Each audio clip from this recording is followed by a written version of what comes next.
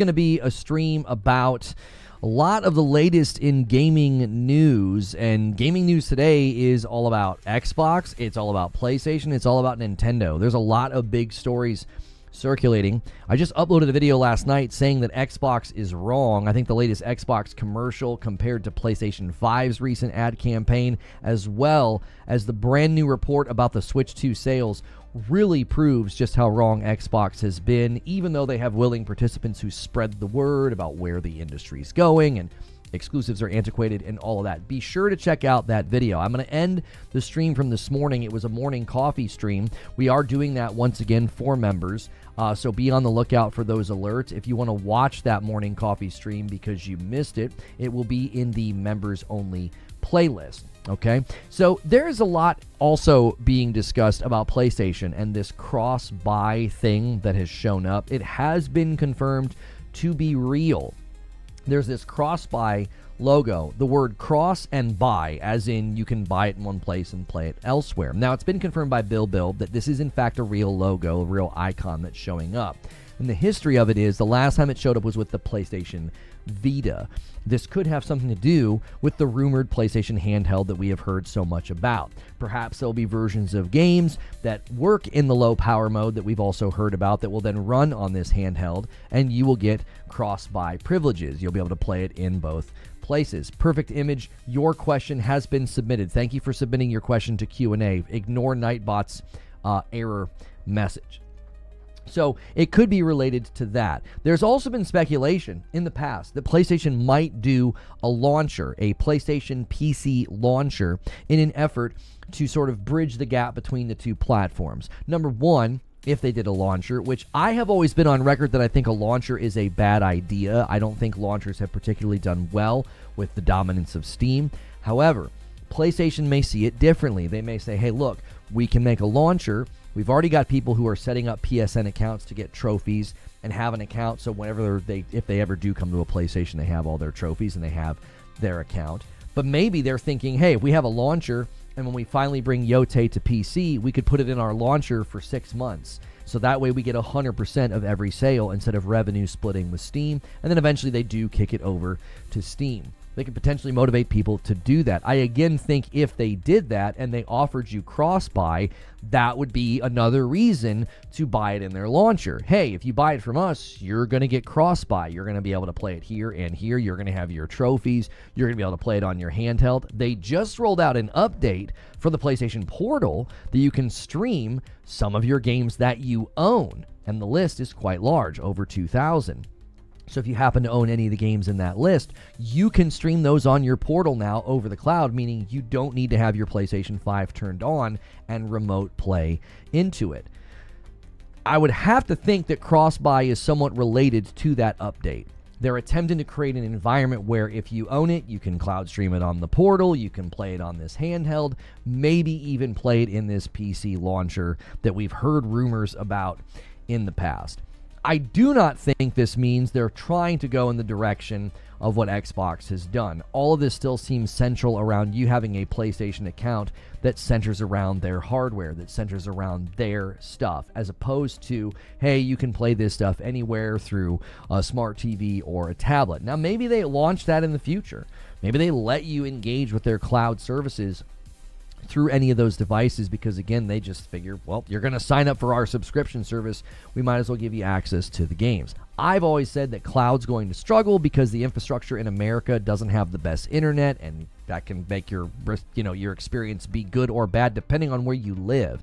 You might be a block from me and have far better routing or far better internet, and your experience with cloud could be significantly better. So the cross-buy thing to me is not an indication of a change in strategy or some sort of a shift from PlayStation. They seem to be signaling very loudly all this year that hardware still matters with their AMD video that they put out and Project Amethyst and wanting to invest in the future of consoles. There's also then the information that seems very verifiable that there is not just going to be a PlayStation 6 but a handheld that would then maybe feature this cross-buy logo. If they do that, that still, to me, feels very much centered around the hardware. They are a hardware company. That's sort of their central identity. It's what they're investing in with AMD. Now, when it comes to the Nintendo Switch 2 sales, and the fact that they've increased their projections by 4 million, and it's now the fastest selling device ever, and the Switch 1 is still selling units, I still feel like that's a pretty strong repudiation of the idea that the console market is stagnating. I think that has very much proven Xbox to be incorrect. We're also continuing to see exclusives climb the sales charts and do well every year, so I don't think exclusives are antiquated. I also think if you really consider, in the grand scheme of things, what these two companies are doing, PlayStation and Nintendo, PlayStation's driving higher MAU, they're having new user acquisition, and Nintendo is pushing very hard to continue to have their own exclusives and their own console. And commonly in this discussion, people kind of hand wave, like, yeah, well, Nintendo's the exception. Nintendo's not the exception. Nintendo's the king. If they're the leader, if they're the big dog in the market, you should look to them as an example of what works, as opposed to looking to the company that's not in first place, not even close. So I would continue to say, in this discussion, we benefit as consumers if these three companies are taking these three very distinct and very different pathways.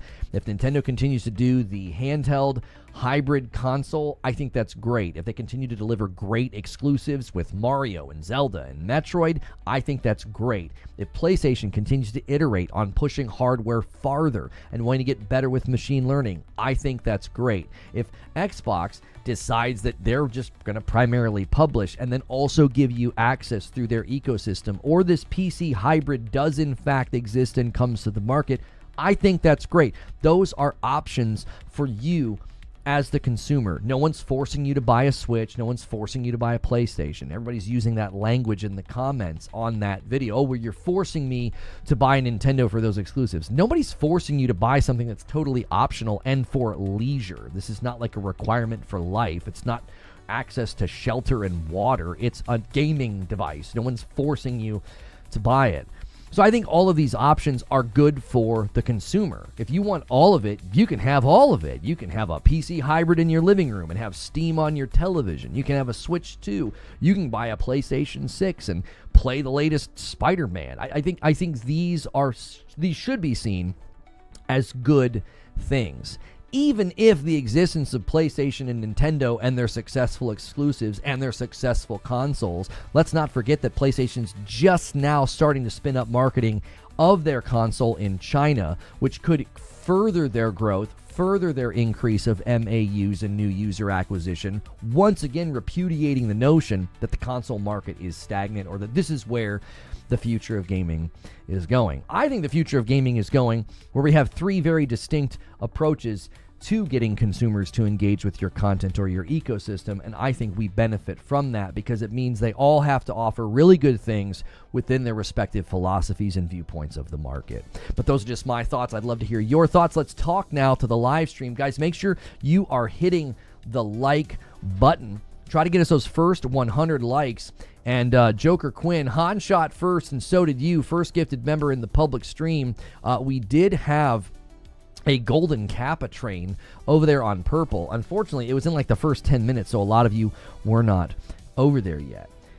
So we have Stephen Totillo commenting on something here. What are we looking at? 2 lists and one thing to chew on. List 1, the prolific output from Microsoft Game Studios in 2025. List 2, the additional 7 ports to PS5 this year. One thing, most of Microsoft's output was from studios it acquired since 2018, barely last gen.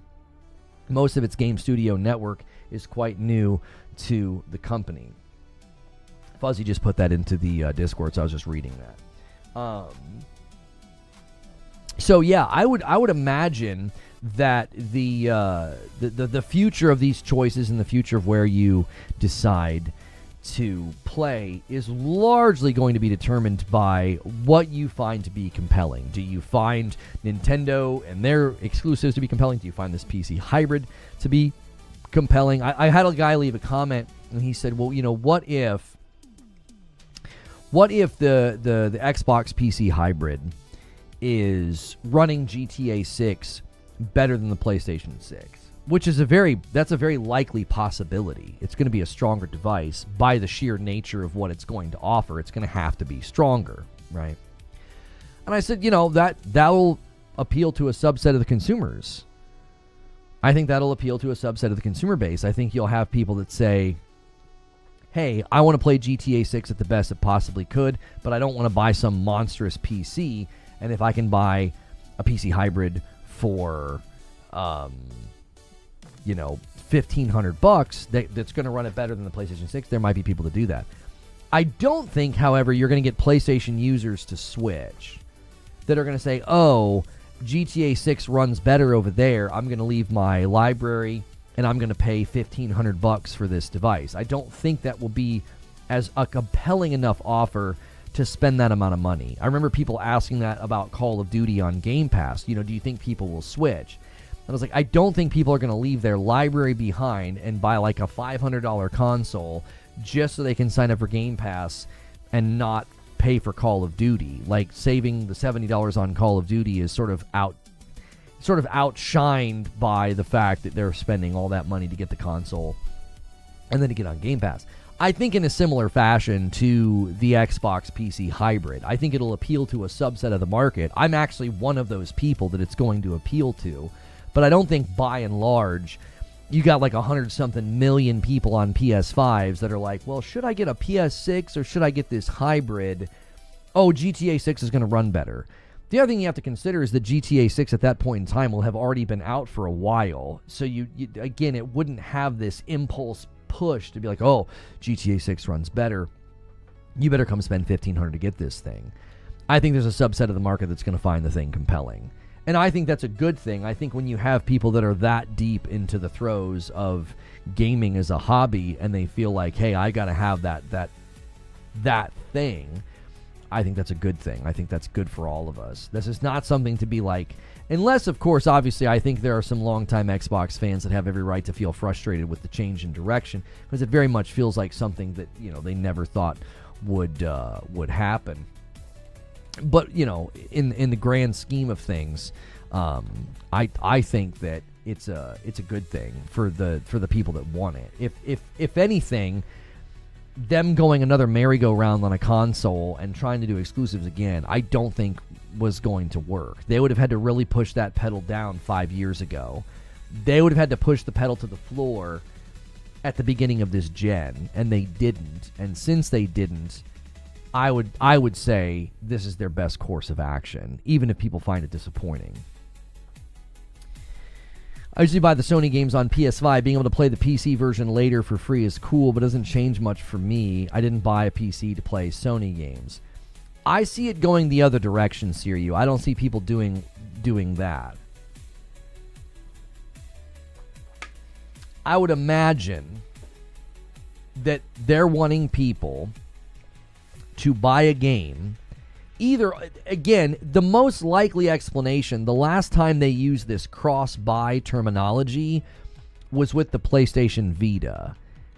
It's very possible. Think about it like this.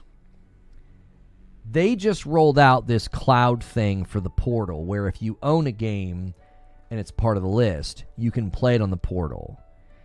What if this cross-buy thing got rolled out earlier this month? The logo was verified to be added to PlayStation in July of this year. Is it possible it's related to the Portal more than anything? Because what if somebody buys the Portal, doesn't have a PlayStation, and you want to communicate to this person, hey, when you buy this, this is cross-buy. You can play it here, but you'll also be able to play it on a PlayStation 5 if you ever decide to buy one, right? Yeah, I'm just going to go ahead and ban you, dude. I don't know why you're here spamming that. That doesn't seem like you're genuine. I don't know what that is. That seems like a bot. Yeah, I think that might be a bot. That, like, just asking the same question over and over again about Roblox. Like, we're not talking about that. Tremolo with 24 months. Been a long night working. Pray for our city. Yeah, a tragic thing happened here in Louisville. Obviously, I don't cover things like that, but it's where I live. And thanking any of the first responders who are out there, keeping people safe and cleaning up. What a terrible thing that happened. I searched a bunch of games I can stream on the Portal. No PS5 on required, and virtually all of them were available. Yeah, I'm wondering, though, do they want to communicate to somebody who buys the Portal and doesn't own a PlayStation? Like, hey, this is cross-buy. Like, if you buy this on your Portal, you're going to be able to play it on your PlayStation. It's possible that's why they've got this thing ready. It's also possible that it's related to the portable, the handheld, the PlayStation handheld. We've heard quite a bit about that PlayStation handheld, so it could be related to that, because that we've got pretty concrete info on. Ao Shano with a 3-stream streak over here on Purple. Snake Eyes with a 3-stream streak as well earlier. Thank you so much for that, Snake Eyes. Good morning, Feed. I see you in the chat. Guys, try to give us the first 100 likes on the video as fast as you can. Pile in. We came from morning coffee, so thank you to everybody who was there this morning for that. That is something for members that we've been doing. We appreciate you so much, those of you that are here for that. It's in the name, Portal to PlayStation. And Hilly and others spamming farty bombs. Also get your questions submitted. We got 3 questions already in the queue. We've been doing question and answer about an hour or so into the show. So thank you guys so much for being here. Why would I buy a game I'm not going to play for 18 months? I'd rather keep that money in my pocket until I want to play. Please ignore my massive Steam library. That doesn't count. That's right. Every time there's a Steam sale. Yeah, that doesn't count. That's exactly right. Cross-buy between what, though?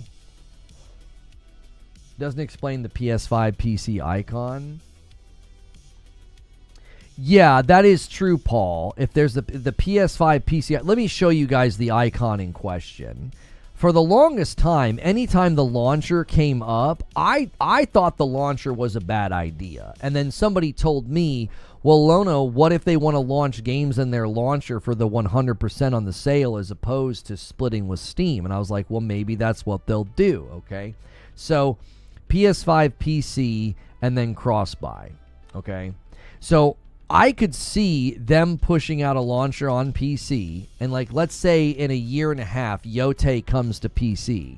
I could see PlayStation saying, yeah, buy it first in our launcher. And they do like 90 days or 6 months of something of like, yeah, it's going to be in our launcher first. They get 100% of all those sales. Even if you only get, 500,000 people, 1 million people, who knows? Like if it's a really popular game like Spider-Man or something, you could get 1 million people that are like, you know what? I don't really feel like waiting. I have no problem doing that. Okay? This makes perfectly good sense then, because you'd open up the launcher, you'd log in with your account, and then cross-buy would be active. That would also mean that if I purchased Yote on my PlayStation 5 and I'm willing to engage with their launcher, it would have my trophies, it would have my account, and it would have my library of quote-unquote cross-buy games. And then that would enable me to test out the new features, test out the higher fidelity, or whatever they've done for PC.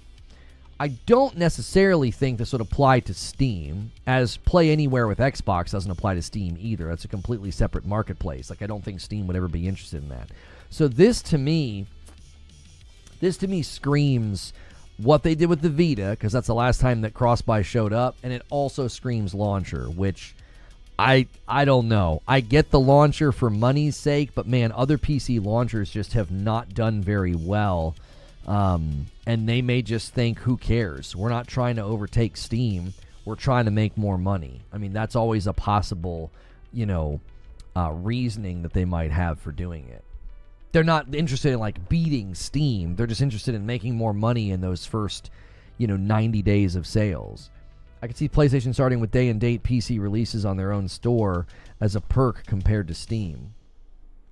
The problem with shipping a game day and date to the PC, Nick, is we see no signs of that in any of the earnings reports, in any of the budgetary reports, in any of the hiring. If you were going to go day and date on PC, you would be hiring for it now, budgeting for it now, and structuring your studios around it now. Because in the next 4 to 5 years, they're going to be building games that will land in the end of this gen and the beginning of next gen. You'd be preparing for PC day and date right now if you were doing that. We've seen no evidence of that. There's not a single studio that appears to be gearing up for parallel development on PC. And the continued use of Nixus would tell me they're happy to continue with it hits our console first, and then we use a really good porting company to take it to PC later. I see no efforts to do day and date. If they start doing efforts for day and date, I think we'll know. They'll talk about it in an earnings call. They'll talk about it in budgets. Like when they're talking about the budgets, they'll say we're having to budget more money for these studios because we have to hire people. The projects are going to take longer. The projects are going to take longer. It's going to be more money. I think there will be clear evidence if they're going to go day and date on PC. And I just don't see them doing that. With their efforts with Project Amethyst and AMD and already signaling future consoles and what we've seen about the future consoles from Moore's Law is Dead and his leaks, they just don't seem to be shifting in that direction one iota. What if PC day and date was just access to a cloud version? They have that now, don't they? Can't you do that right now? Can't you like cloud? Wasn't there a thing you could do on PC to cloud stream some games that you owned on PlayStation? I thought they did that. I don't ever look into cloud because I'm not interested in it. Now, getting a cloud library on my portal, that's entirely different because that's something that we thought they would add late. Well, I thought they would add later, and I was told they wouldn't, but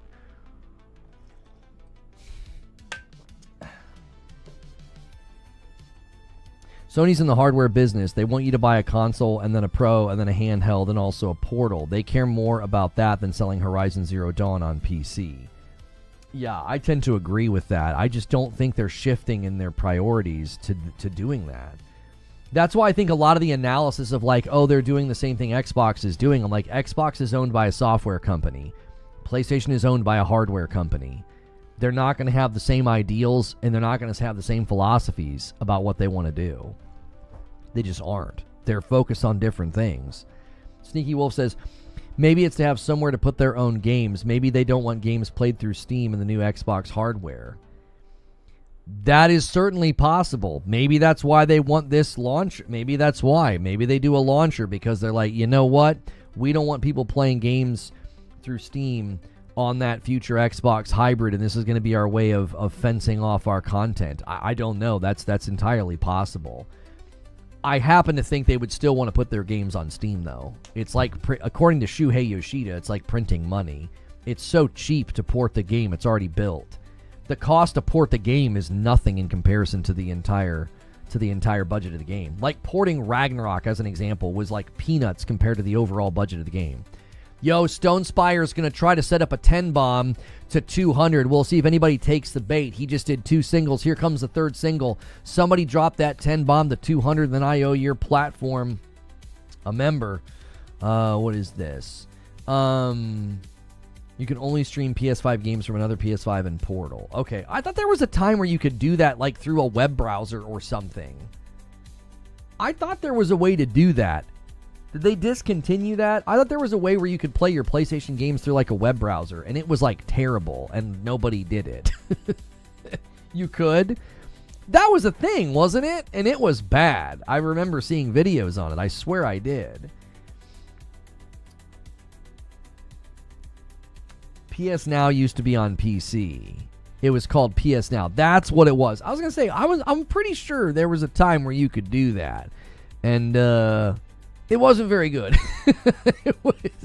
It was bad. Thank you guys for 100 likes over here on YouTube.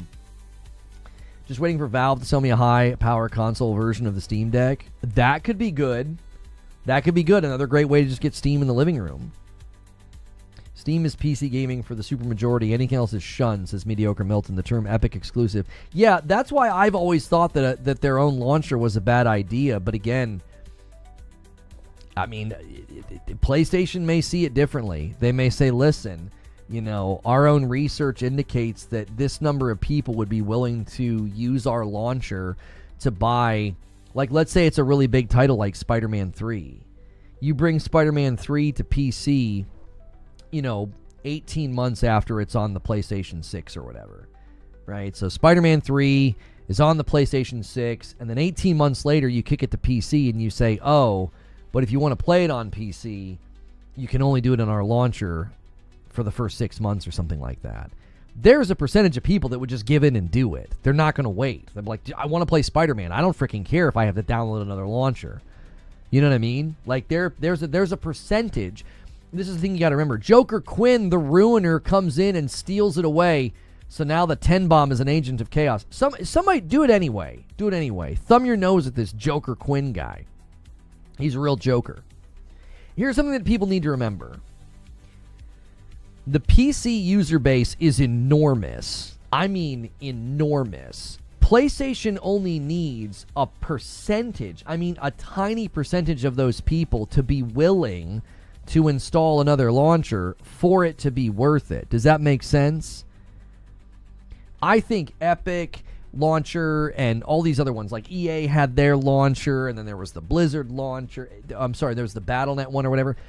I get why people don't want other launchers, and they haven't gone very well. Pretty much everybody's just bent the knee and came over to Steam. I will say, though, if you can just get a percentage of people to say, you know what, I don't feel like waiting. I don't mind downloading another launcher if it means I can play Spider-Man 3. If they just get a percentage of the enormous PC audience to do that, they're making 100% on all those sales and not revenue splitting with Steam. Again, PlayStation may see it differently, and they're like, no, we think it's worth doing our own launcher. Because their goal would not be to be the next Epic or Steam or whatever launcher or Origin or whatever. Their goal would be to be like, no, this is just another way to interact with our stuff, and we make more money off of every sale. Like, that may be how they look at it. Jom comes in with 45 months in a VIP and bumps the line to 192. Thank you so much. Holy moly, getting close to 4 years. That's a long time, brother. Main reason I didn't buy the Portal was Sony didn't launch it with cloud, which makes me feel like they aren't serious about the hardware. They should have been day one. I think they were testing demand. It exceeded demand, and they've added cloud functionality, Broken Messiah. I don't know. It's a $200 device that's sitting right now on the other side of my desk. I'm charging it up because I wanted to test out the cloud stuff. I'm about to take a trip for Thanksgiving, right? That device for $200 has increased in value since I've owned it. Its functionality has increased. The fidelity's improved. The latency's improved. They made updates to the firmware to make latency better. It's gotten better with time. It's $200. And I've remote played on my PlayStation 5 in hotels, at my brother's house, at my brother-in-law's house, and I got news for you. There were a couple of nights when I was in Florida. It was really nice being able to play Inscription just to pass the time. It was nice. I liked it. It was cool. It was cool functionality. Sony stopped crunch for this gen. It's why some features don't come right away. VRR, for example. I feel like we've said the same thing at the same time like 8 times today. Oh, what's Siriu and Zubair saying things at the same time? They don't need all the Steam users, just a percentage. Not all Steam users are zealots. Zubair says a lot of PC players are normal folk. They don't have a moral objection to launchers. It just needs to be convenient for them. Broken Messiah says it got better with time, but what if it didn't? For me, I wasn't willing to buy it on the hope it got better. Let's imagine it didn't get better, Broken Messiah. I think for $200, it was a perfectly good device. That's what I think. For $200, a remote play device as an accessory to my PlayStation 5 with how well it ran, I thought it was a perfectly good device. $200? $200. That's an Elite controller. What are we even talking about? What it was at launch was a perfectly good device. I get you saying you didn't want it. I'm saying from my perspective, this was a great device for $200. What I always find is interesting is when, not you, Broken Messiah, but when certain people talk about PlayStation devices or items or accessories, there's just this inherent disdain. And you're not doing that, but I'm like, it's $200. And it remote plays to my PlayStation. And I've used it. And other people used it. And got great results. And instead of talking about it like that, people are like, stupid, DOA, no one wants that, it's dumb. And then there were also people like, it'll never add cloud, that's not possible. And I was like, what? It's like, do you guys understand how cloud works? You're basically simulating cloud by remote playing your own PlayStation. That's what cloud does. You remote into a server blade. And you're remote playing on that server blade. I couldn't believe people thought it wouldn't be possible to add cloud to the Portal. That was one of the weirdest debates I've ever had with people. That one spun my head right off my shoulders. They're like, no, it won't be possible. They can't add that. I'm like, are you sure? It's like the same technology. I'm waiting for the update. I thought it was today. I turned mine on and got an update. I haven't fiddled with it though. The only downside to the Portal is I wish the sticks were standard size. Feels odd. Yeah, they're a little on the small side. That is fair. They're a little on the small side. Some people didn't like the fact that it was an LCD screen, but that's keeping the cost down. That's why it's $200, right? I thought for an LCD it looked really good. I have not had an LED, or I'm sorry, an OLED. I've not had an OLED, and I think that probably, helped. I think if you had an OLED for a while, going to an LCD is probably a step down. Like it's like, going to 30 FPS from 60.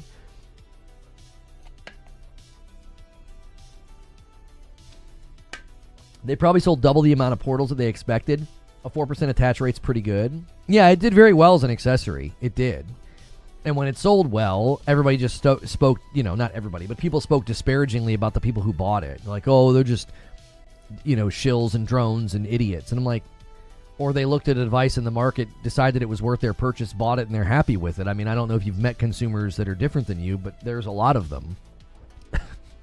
There's a lot of them. Honestly, I bought the Portal. Oh, I thought the Portal got cloud support like 6 months ago. It did, Broken Messiah. It's had cloud support for a while. It's had cloud support since earlier this year, because when I was in Florida in February, I was playing Inscription over the cloud. I was not playing it on my PlayStation. What they added today is you can cloud stream games that you own. You don't just have to go to the list of cloud games. If you own a game, it's very likely you can cloud stream it. So it was kind of a beta, like Lord Horg is saying. It was sort of a beta earlier this year. They wanted to test it to see if they could get it to work well. Now they've rolled it out to where you can actually play your games. Now, some of the games might not be there, but it's a big list of games. It's like 2,800 games or something like that. I'm going to tell you something right now. That Portal, if you're trying to get one, there's going to be, I bet you there's a run on them over the weekend. People are going to be like, wait, what? You can cloud stream the games that you own? I bet you the demand for the product goes up again. And with the holidays around the corner, that's not a bad stocking stuffer. You got a friend that wants one of those, or, well, not a friend, I guess. That'd be kind of weird. Like you got a family member, I don't know how many stocking stuffers you're buying for your friends, but guys, thanks so much for being here. We've only been live for about a half an hour. Do me a favor and hit the like button. Try to get us to 200 likes. Thanks for the strong turnout. Never had great luck with streaming games. I've tried PS Now, xCloud, Stream Link, and Shield. They always noticeable lag. The Portal has impressed me quite a bit. It has. When I was in a hotel, I was playing Tsushima, and I was winning duels. Now, I'm familiar with the duels, and I've played a lot of Tsushima, but I was able to win. When you replay a duel in Tsushima, it's actually harder than when you played it in the main story. I mean, I wouldn't recommend playing Tsushima or Sekiro or something like that on it, but that's what I did to test it. But you play a game like Ball Pit or, like a top-down game or something, or I don't know, Borderlands, it's going to be perfectly fine for that. You don't want to play something that's like high-octane quick reflexes, but I did. I mean, I felt like it ran rather well. Now, you're still going to get latency and lag here and there. I don't think that's avoidable. But especially now that I'm really interested to see what my experience is remote playing on my PlayStation now that I have fiber. I've not been able to test that. Like hooking the PlayStation up to fiber, going to my brother's house in Ohio and remote playing from there. I'm curious what that experience will be like, because my PlayStation will be hooked up to a far better internet than I've had in the past. I'll be playing on my Portal Ball Pit on my Portal tonight when the update hits. Yeah. I was having trouble with the shroom level, and then I unlocked the ability to go in with two people, and I was like, oh, that was meant to feel like a bit of a skill check. there's a bit of a skill check in that in ball pit when you get to the shroom level. I was having a hard time. I was like, man, this level is tough. And then I unlocked the ability to get 2 people, and I was like, oh, now we're talking. Now I'm going back to some of the early levels and playing with characters I didn't like as much, because you can combine them with stronger characters. Really, really fun game. I think I've got, I don't even know what, 15 hours? How long does it take to beat Borderlands, by the way? My wife and I have 52 hours, and it says that we're 52% of the way through the story. Now, to be fair, we did exhaustive map clearing in the first area, and then we did map clearing in the second area, sort of, and now we're kind of done map clearing. It's not as nice in the areas with all the roads. It doesn't feel as smooth. But we're at 52 hours. It says that we're like 52% of the way through the story, and I've got 15 hours in ball pit. I can't stop, you know? I can't stop. Can't wait for the rage quit videos. Yeah, but I didn't rage quit. It's a skill check. That shroom level's tough, man. It is. I've been told my skill in gaming is unmatched, but I disagree. Yeah, GOAT. Your skill on Twitter far exceeds all other skill. Anyways. Yeah, the situation with the portal and a potential handheld and cross-buy, I feel like PlayStation's making moves that probably relate more to portal, future handheld, and maybe a PC launcher. Maybe.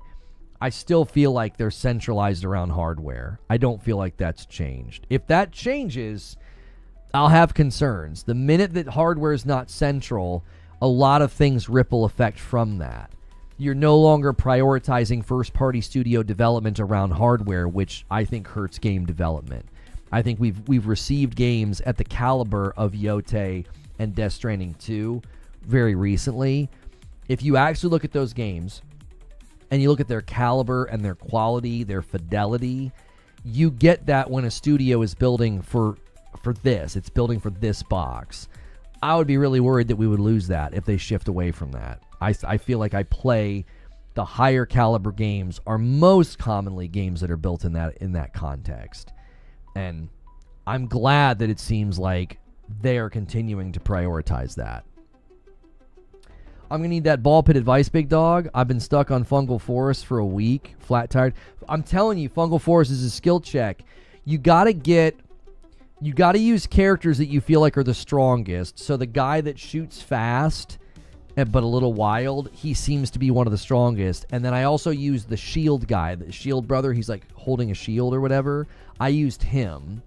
And then I think on that level, I didn't even mean to do it. I think I bumped something and it slowed it down. If you slow that level down, it's a little bit easier to navigate the back and forth. It's just a tough level. It's like a really, really hard. Some of it's RNG. You got to get the right evolutions and the right upgrades. Sometimes you don't want to do an evolution. That might seem weird, but this is just my advice. I think sometimes the evolution is a bad idea.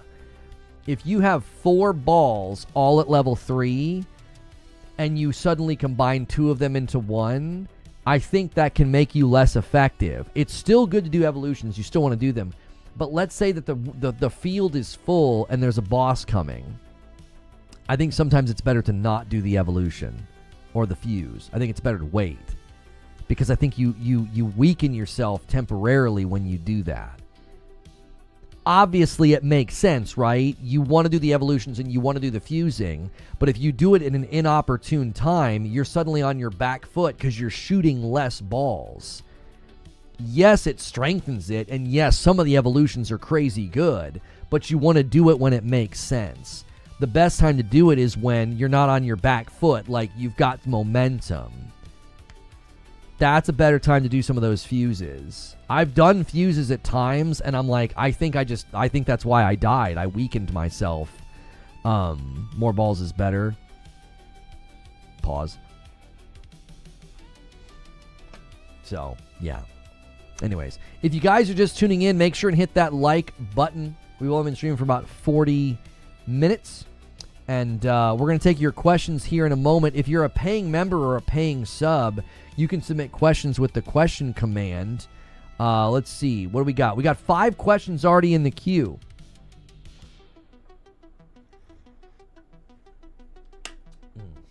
Oh, and on subject, if you guys didn't see my my video last night where I said Xbox is wrong,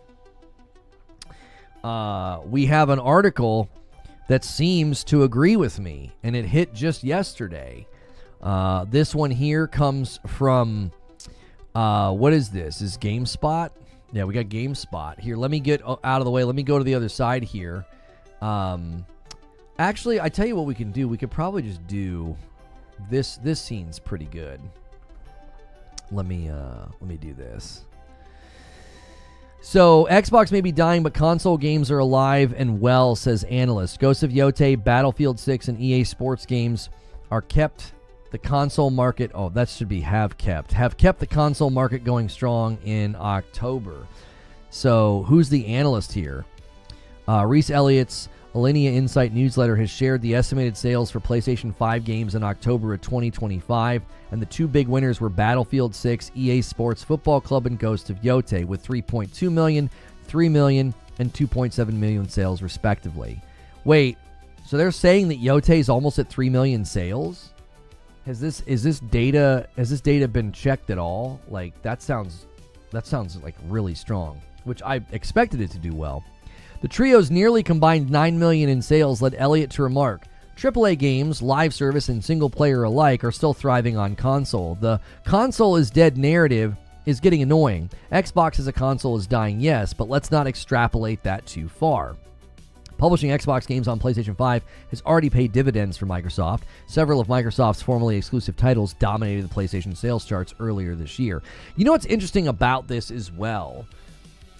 Is like the fact that they were able to do that proves that consoles are doing well. Like, they brought titles over that were old and they sold well on a rival platform.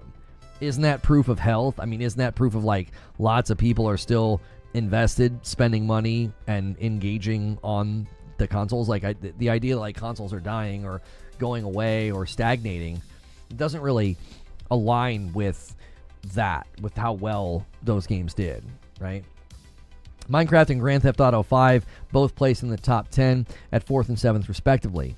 That's thanks to parts of the continuous flow of new content via Minecraft expansions and GTA Online. Additionally, EA Sports took 3 of the top 10 slots between Football Club 26 and 25 and Madden, Take-Two's NBA, 2K26 taking the slot.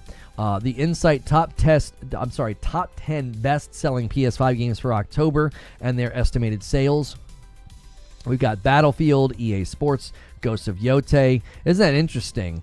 Look at the crowd that Ghosts of Yotei is hanging out with. But it's a flop because it's, bad and there's a woman in it. Minecraft, NBA 2K26, EA Football Club 25, Grand Theft Auto 5, EA Madden NFL 26, Little Nightmares 3, and then Digimon Story Time Stranger. Yeah, so I mean, the idea that consoles are dying or going away, I just think the sales data is going to continue to make that just very obviously in error, especially when you look at the Switch 2 sales numbers. I mean, the Switch 2 is now the fastest selling gaming piece of hardware like in ever, like history, and then the Switch 1 continues to sell. I don't see how you could say that the console market's stagnating and dying when the Switch 1 is still selling. Are those sales just October? Yes. Yeah, it would have to be for Yotei because Yotei launched in October. It was top-selling accessory in 2024. People with sales data estimate close to 2 million sold in late 2024. You can be suspicious, I guess. Kind of silly. Who's being suspicious? Are you guys still debating the Portal? It's quite literally just the Xbox audience hoping that consoles go away because then there can be no console war to lose if there are no consoles. I mean, there is an element of this conversation that I have found to be annoying, which is there's this insistence that, well, yeah, exclusives are gone. The exclusives don't exist anymore. And then they'll be like, well, except for Nintendo, but Nintendo's good Nintendo. I don't know why Nintendo is always this hand wave of like, yeah, Nintendo doesn't count. So the king of the industry doesn't count? Like, please make that make sense to me. That would be like saying, you know, if somebody was arguing something and Steam was the repudiation of the argument, and somebody said, yeah, well, Steam's gonna Steam, and they just kind of hand wave Steam. Well, that would be idiotic. Steam is the king on PC. Like, in the console realm, in the gaming world realm, like, Nintendo's king. They're the platform king. I don't know why people always hand wave them. Yeah, well, you know, Nintendo's just gonna Nintendo. So, the leader, the market leader doesn't count? That doesn't make any sense to me. Wouldn't you say the market leader is emblematic of the market? Like, they represent the market? Like, the idea that, like, you know, Sarah Bond, I kind of broke down her logic in my video where I said it's time to admit that Xbox was wrong. And, you know, her idea that, you know, exclusives are antiquated. Her logic and her evidence for exclusive being antiquated are, well, people play Fortnite everywhere and Minecraft and Call of Duty and Roblox everywhere. And I'm like, oh my gosh, what a dizzying display of bad logic. That doesn't actually represent the market. It represents game types. Those are games that thrive and flourish in those environments. If exclusives are antiquated, then what about all of the games that only launch on Steam? There's hundreds of them every month. There's hundreds of them every month. There's hundreds of games that hit Nintendo Switch, and only the Switch. That's it. That's the only place they land. It's where they thrive. They don't build, and those aren't first-party games, by the way. There are games that only land on the Switch, on Nintendo, and they're not first party. I don't understand. If exclusives are antiquated, why do we see so many of them in the market constantly? It doesn't make any sense. You're looking at game types. You're looking at games that are almost, at this point, you would call them platforms. Roblox and Fortnite and Minecraft, they're basically platforms that have universes of content within them, games within them. So when you're looking at platforms and you're like, yeah, that's emblematic of the entire market and how the market thinks, I don't think so. I think you're drawing a straight line where there isn't one. You would call that a non sequitur. The logic doesn't follow. Well, everybody plays Fortnite everywhere and Minecraft and Roblox and Call of Duty everywhere. So, yeah, the market is displaying that exclusives are antiquated. If exclusives were antiquated, then they wouldn't top sales charts. The market would reject them. The market would have rejected Tears of the Kingdom and Spider-Man 2. They wouldn't have been two of the top-selling games the year they came out. Spider-Man 2 wouldn't have been in the top 20 sales chart, like when you looked at the top 20 games. It was there almost the entire following year. It was always up there. Miles Morales was like always up there. You wouldn't see that if the market was rejecting that notion. If the market was like, yeah, you know, exclusives are antiquated because I can play Fortnite on my phone. And again, I don't think Nintendo would be selling to the degree that they're selling, whether it's Mario Kart or the Switch 2 devices themselves. You know, I don't know where Donkey Kong's landing, but we know that Metroid's coming. We know that Kirby is coming. These games would be rejected by the market if the market was because she says most people. If most gamers thought that exclusives were antiquated, they wouldn't be embracing them to the degree that they embrace them. There would also be a lot of anger and frustration with, hey man, every time I watch a future game show, every time I watch one of these showcases, there's all these games that I can only wish list on Steam. I can't get anywhere else. No, nobody does that. Nobody gets angry about that. I get a little frustrated. I'm like, man, that game looks sick, and it's only coming to Steam. Ugh. Well, the PC hybrid from Xbox is going to solve that. But that's a couple years away. If the market was rejecting exclusives, if exclusives were antiquated, then you would see the market respond negatively to these trailers. As soon as you get to the final card of a trailer and it doesn't have every platform on it, then the market would be angry and downvote, complain, and leave mean comments. But the market's not doing that. The general consumer expects that. It's part of the fabric of the market itself. They expect games to only go to Steam or Switch or PlayStation. Making bad marketing statements is starting to get antiquated. Yeah, I would say bad assessment of the market has become antiquated. That's what's antiquated. I agree. Jack with a Prime resub, 4 months on Purple. Thank you so much. To be on pace for the week, we're going to want to end today at 300. Let's see if we can get there. Some of us have golden kappa for the rest of the day. We had a golden kappa train.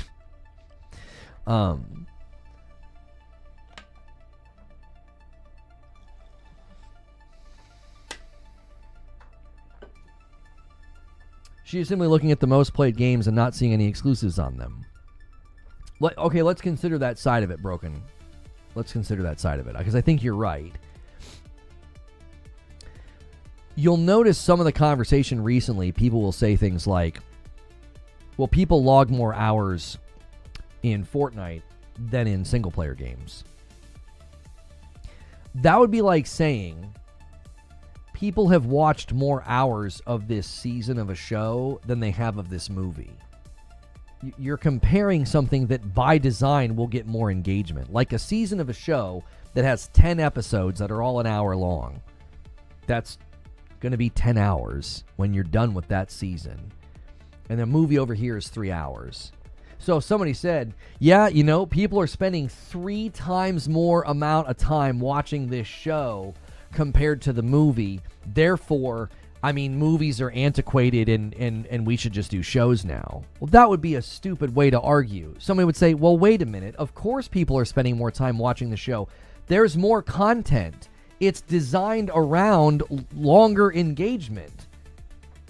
Nobody's watching a 3-hour-long movie and being like, I'm going to watch that 3 more times in a row right now. I mean, if you do, I'm not trying to shame you, but the average consumer is not doing that, right? The average consumer is going to go from episode 1 all the way to 10. They're going to, especially if they get, into the show. So looking at a game like Fortnite or Warzone and saying, well, people log more hours in those games than single-player games, that observation is, you might as well tell me that water is wet and the sky is blue. It's like, yeah, people spend more time in games designed around longer engagement. Yeah, Fortnite's designed for you to engage with it daily, weekly, monthly. Ghost of Yote's not. Spider-Man's not.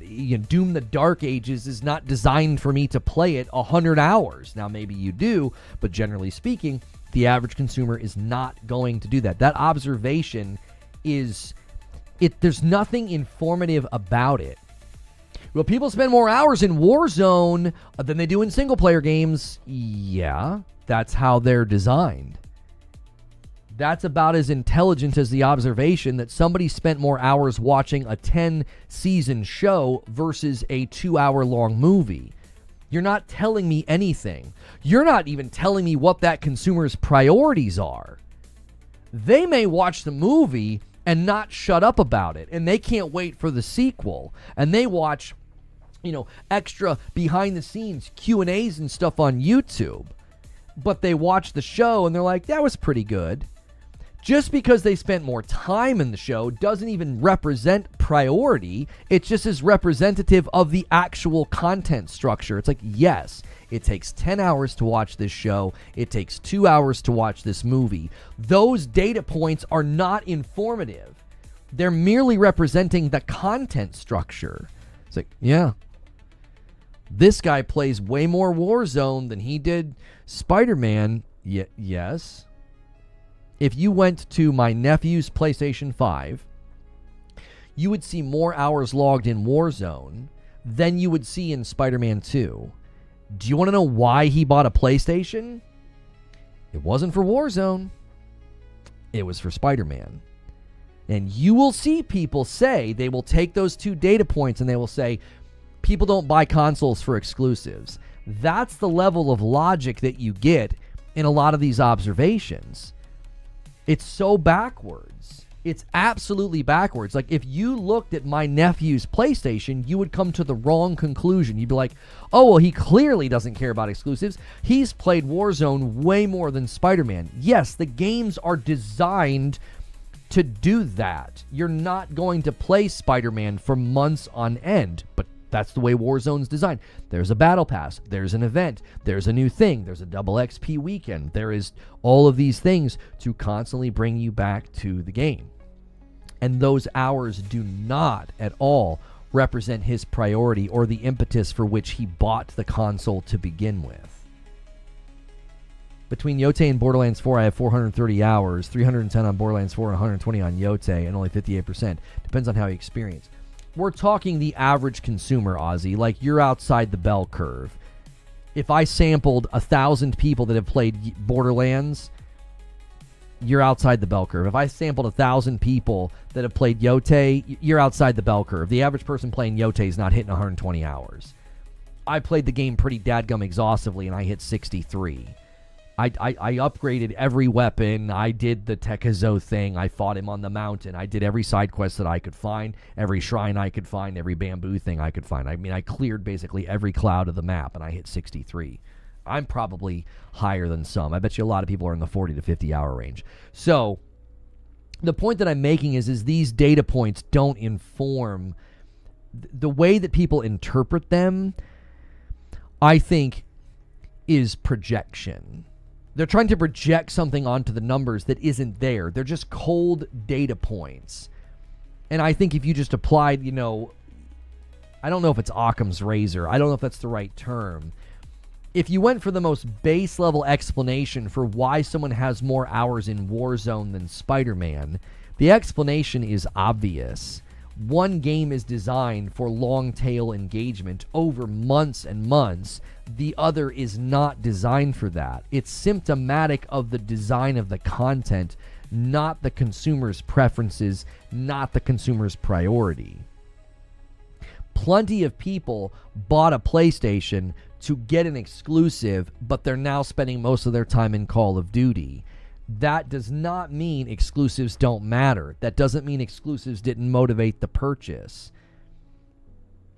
And I think PlayStation knows this with the way they treat their exclusives. It's one of the reasons they remastered Days Gone, Horizon Zero Dawn, and Spider-Man 1, because they know people are coming to this platform for these games, and we want them to have an experience that is representative of the PlayStation 5 and like what we sold them. We don't want them playing like old versions that don't look as nice or look a little bit more wooden or rough around the edges. So the more I look at the logic that people use in these discussions about time spent in Call of Duty, or Sarah Bond saying that, these games are available everywhere, it just feels like this retroactive, we're going to try and project that onto the entire market. Because people behave this way in Fortnite, or not even that, because Fortnite is accessible everywhere, that is now the expectation that gamers have. I just don't think so. I think that is an expectation that gamers have for live service games.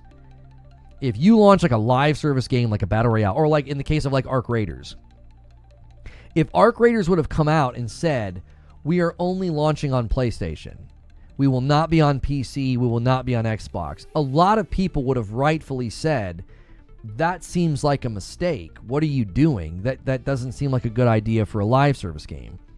This is why PlayStation Live Service games hit PC day and date.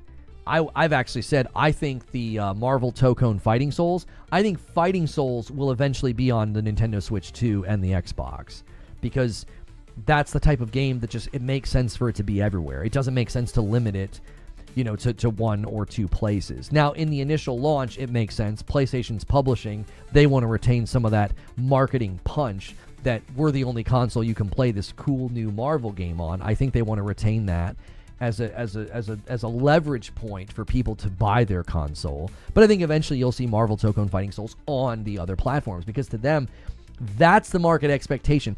I don't think the market expectation around games like God of War is, that should be everywhere. That should be on the Switch too. And that's kind of the question I have for people. The people that say, well, this is where the industry's going, exclusives are anti-consumer. Is that what you want? Do you really want, do you want the next Spider-Man 3? Do you want Spider-Man 3? Do you want Insomniac building that game for the Switch too? Because that's something you think would be good? You think that'd be good for development? You think that'd be good for game quality to have them trying to get a game that we know pushes traversal and fast and speed and fidelity? You want them to put that on the Switch too? Like that doesn't seem to be a good idea. Not for Switch, but PC, yes. Well, and it'll be on PC eventually. More people getting to play a game I've enjoyed is a good thing. No. That's not the question that I asked you. I didn't ask you, should they port it to the Switch? I'm saying when they're developing the game, do you want them developing that game for every platform that would include the Switch too? Do you want them to spread themselves that thin? Do you think that would lead to the degree of quality that we got in Spider-Man 2? You think that? I just think that's a utopian pipe dream. I think developers have continued to signal that that's not realistic. Even the guy that made one of the guys from the team behind Deep Rock Galactic Survivor, even he said that's just not easy. It hurts feature development. It constrains development. I still think it would perform best on PlayStation. Right, but you have to see that if they're building a game that has to also work on Switch 2, you would just lose features. There would be things they wouldn't even mess with. They'd be like, yeah, we can't do that on the Switch 2. So take that out. I think that leads to development baselining to the simplest system first, and things turn into mobile game first. This is exactly right, Red Herring. Like, development baselining means you've got to build for the lowest baseline, which means you'd have to build Spider-Man 3 for the Switch 2 first. Like, that would not be good for the game. It wouldn't be. I feel like we've been suffering from that already with cross-gen development. That's exactly what the PS6 launch will be. You have to explain what you mean, Yelgler. Eugene says, I don't care how many people get to play it. I care how quality the game is when I play it. I agree with you. To me, the game being as awesome as possible matters most. This is why I've celebrated games that do early access on Steam. I think that's a great idea. I think it leads to things like Baldur's Gate 3 and Hades 1 and Hades 2. Really, really great games. Why? They limited scope. Like, if you want to put on full display that you're inconsistent, that you're being basically a hypocrite, then if you've ever celebrated the greatness that is Baldur's Gate 3 or Hades 1 and 2, but you're also railing against exclusives and calling them anti-consumer, that's hypocrisy. You don't get to celebrate what led to the greatness that is Baldur's Gate 3 and Hades 1 and 2, which was what? Smaller scope, one platform, focus on making the game as good as possible, and then bring it to other platforms later. If you celebrate that, then you can't say exclusives are bad, antiquated, or anti-consumer. That would be an inconsistent position. That wouldn't be being consistent. If you celebrate Baldur's Gate 3, if you celebrate Hades 1 and 2, which is something I can celebrate, my position's consistent. They shrunk scope, they focused on PC, they did a great job. Once the game was at a good state, 1.0, it could then be brought to other platforms later. That is a fantastic recipe for quality for the consumer. And it is an exclusive. It's a timed exclusive. They might not use the label, but that's what it is. It's a timed exclusive. You can only get it exclusively in one place for a timed amount for a period of time. That's a timed exclusive. And there's nothing wrong with it. That's a good thing. It's a great thing. It leads to good game development. It leads to satisfied customers. It leads to Game of the Year nominated winning games. I have a very capable PC, which arguably is being held back by the Xbox Series S and PS5 hardware. See, this is where you go wrong. You included the PS5, which makes you very incorrect in your assessment. Series S, sure, because Xbox games have to work on the Series S and PC day one. You get a better quality version of a game when you have to wait for it to be ported to PC. That's the irony in the discussion. You actually get a better version of those games. They've patched some of the problems. They're giving you higher levels of ray tracing, higher levels of resolution. You can hit higher frame rate thresholds. No, it doesn't. CPU bottleneck. The PS5 is holding my PC back. You don't seem to understand what I'm saying, Yelgler. You're not understanding the point that I'm making. You can play a better version of Ghost of Tsushima than the people who played it on PS4 played. You can. You get to play a better version of Ghost of Tsushima than the people who played it on the PlayStation 4. Even somebody playing it right now on a PS5 Pro, you could arguably play a better version of it because you could turn things up higher. The PlayStation hasn't harmed that at all. Now, if you want to talk about multi-plat development, like multi-platform games, pointing the finger at the PS5 is somewhat hilarious given the history of multi-plat releases that have consistently run worse on PC this gen. Like, blaming the PlayStation for that and its CPU bottleneck sounds woefully uninformed about why games have been running poorly on PC. That doesn't seem even remotely in line with the actual problems. Many of the problems are like stutter issues in the Unreal Engine, lack of optimization, rushing the product to market, never circling back and fixing quality of life issues like they did with Jedi Survivor. None of that has anything to do with PlayStation. Imagine what PlayStation devs could do with far more capable CPU. That doesn't support your argument. No, that's an imagined reality where they just wouldn't develop for PlayStation and they would only develop for PC. That doesn't create a better game or a better optimized game. Plenty of games have come out just for PC and have had problems. Even Baldur's Gate 3, after all of its early access, it had performance issues in the third act. So that actually is a repudiation of your entire point. There was no console bottleneck that made that happen. In terms of gameplay, again, you're imagining developers building for the highest level of hardware. You're not even coming to grips with the fact of how game development companies develop games. By that argument, why bother with the PlayStation 6? Because the way that consoles work is they create a baseline for a new gen, and then those dev kits are circulated, and then the developers can then build for that specific dev kit, right? You're imagining a utopian pipe dream. There are plenty of games that only launch on PC. Do they build for the highest level CPU and GPU? No, they don't. The actual market itself repudiates your argument. No one's doing that, brother.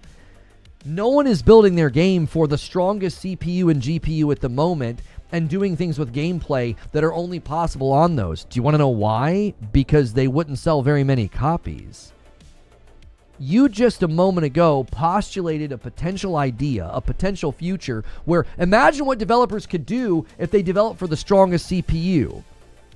Okay, so they're going to develop gameplay mechanics that only work on a really, really strong CPU or a really, really strong GPU. Who are they going to sell the game to? A fraction of the market? So nobody else can play that game? They developed gameplay mechanics around front-of-the-wave hardware, which means the vast majority of people in the PC environment and audience wouldn't even be able to play the game. You're imagining something that doesn't exist for good reason.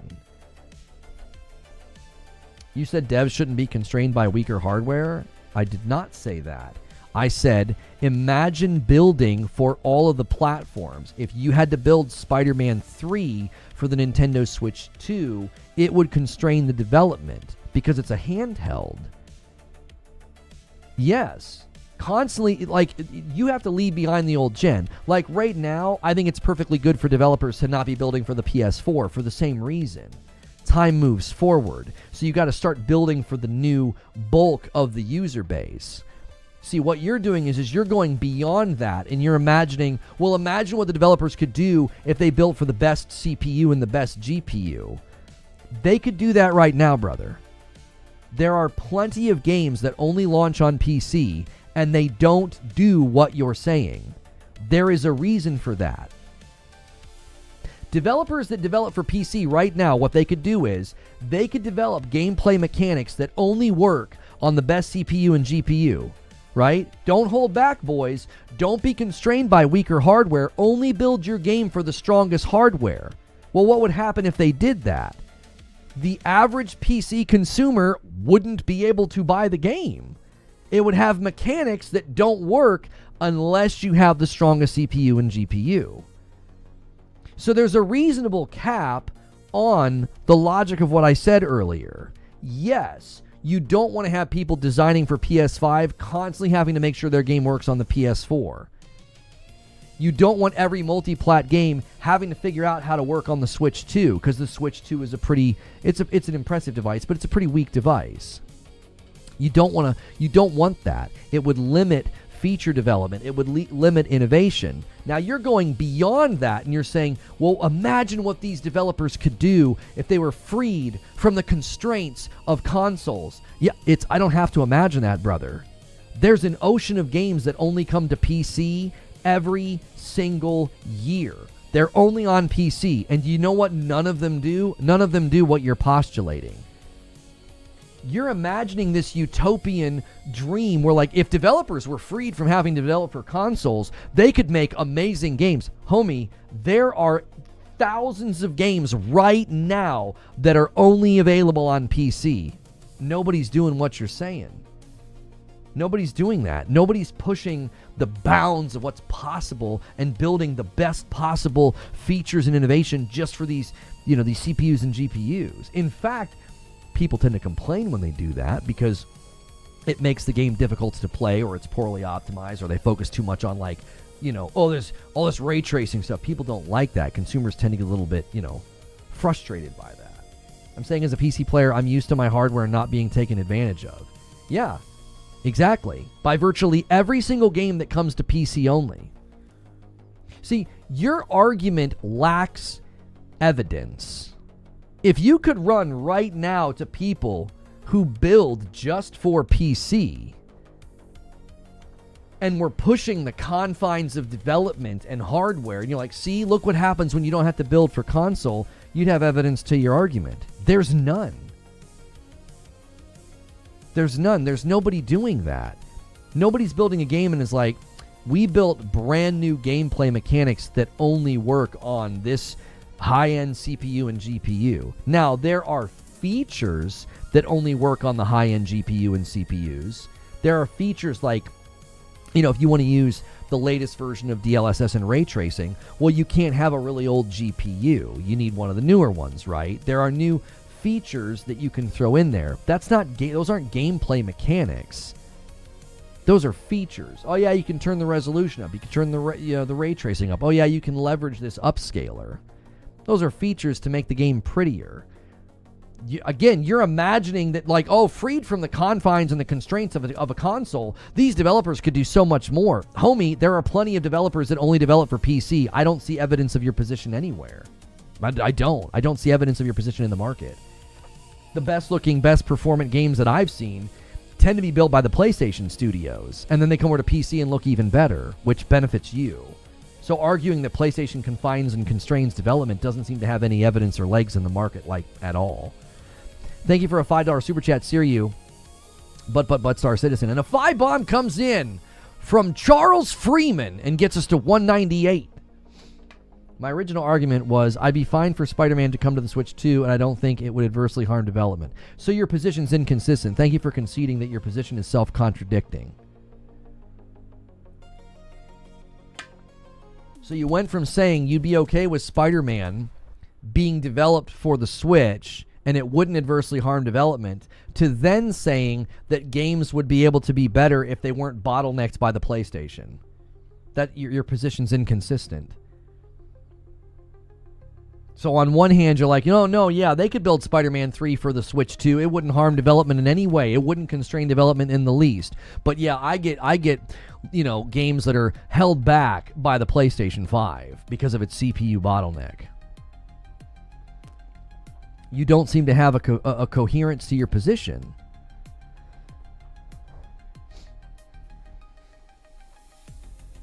My point was also that I'd like my PC to get better use for development, but that hasn't happened, and I accept that. But you blamed PlayStation for that, which doesn't make any sense, because you right now can go to Steam and you can boast about this. You can say, look at how many games only I can buy.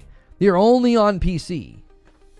Okay, My question to you is, where are the games that are only available on PC that you feel like really display, yep, they're not held back by being built for console? Show me the games. Where are they? What games do you feel like have demonstrated your position? There should be a ton of games in your library right now that demonstrate your position. Only built for PC and absolutely blows console games out of the water. Where are the games? I use PlayStation as an example of games being made with a significantly weaker CPU. No, you said that PlayStation held back games for your platform. That's what you said. I can click on your chat log if we need to, and I can put it on the screen. Your position was that the CPU bottleneck of the PlayStation limits what they can do for games that come to your platform. That was your position. And I'm asking you to show me games that are only built for PC that just blow console games out of the water. If we're saying it's not holding back development, then why bother upgrading the CPU for the PS6? But again, those are two different discussions. If you're constantly developing for like really, really old systems, that's going to hold back development. We accept that as a general truth within the development of video games. Like if right now you went to a studio and said, you still need to build for the PS4, we know that would constrain development. I think that's a readily acceptable axiom. We agree on that. That foundational, we agree on that. That doesn't mean that you don't go forward with hardware.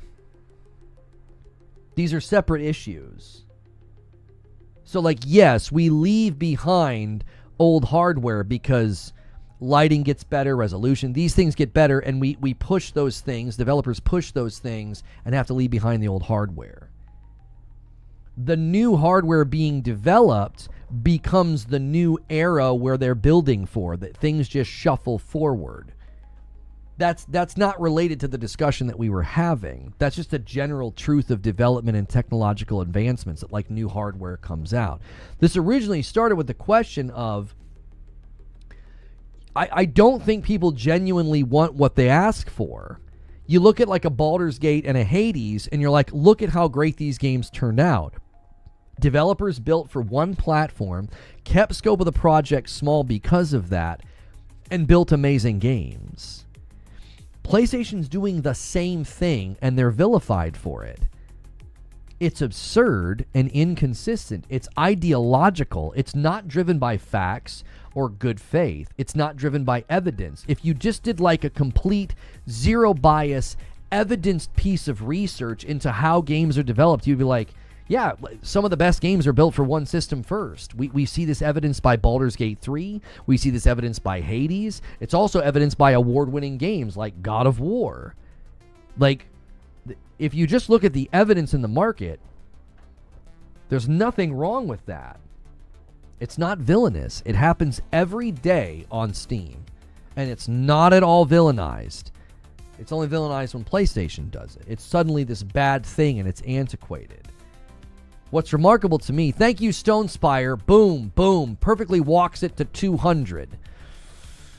We are now on pace. Well, I'm sorry. We're now on pace. We got to hit the 300 by the end of the day to be on pace for the Friday night segment. We do a Friday night show with my wife now called Gaming News Tonight. She reacts to gaming news, and then we play a game together. That is now a public stream where only members can talk. And there's the membership that I owe you. I owe you guys a member. I owe you one every 25. So thank you so much for that.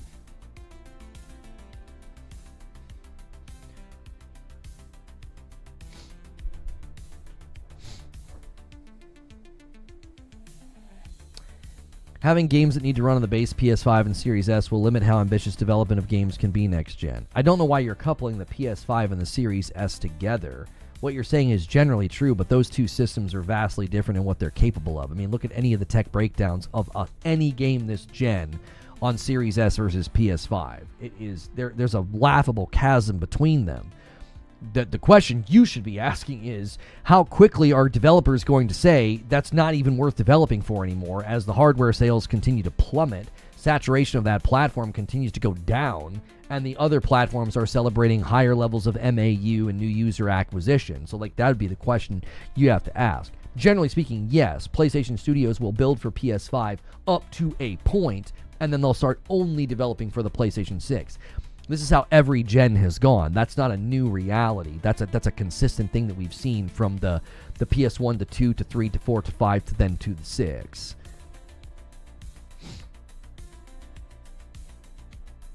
They have similar CPUs. I would hope that next gen will have significantly improved CPUs. Hopefully with 3D V-cache. Again, what I find remarkably interesting is why PC guys worry about this. You have so many games that are only built for PC. Why aren't you just living in this utopia? This alleged utopia where games are built for all platforms and they're amazing, but you're also saying that consoles hold back the development of games because they're not as strong as your amazing PC. So there's a logical incoherence there within the position that, like, there's this utopian future where games are developed for all platforms, and yet these same people, as you've done the last 20 minutes, will claim that consoles are holding back development because they're not developing games for your top-of-the-line rig. My question would be, why are you not living in that utopia right now in PC land? Because the vast majority of games that launch in a year are only available on PC. You should be drowning. I mean drowning in games that blow console games out of the water if your belief is true. It's not. It's not true. Because the market doesn't demonstrate it anywhere you look. You get way more games on PC every single year. Why are you not drowning in games that are way better than console games? Why? Why not? They're freed. All those developers are freed from the constraints of developing for these weak consoles.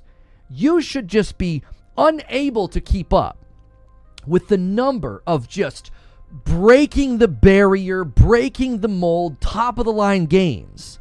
There's hundreds of games on Steam comparatively to console releases every year. The ratio is absurd.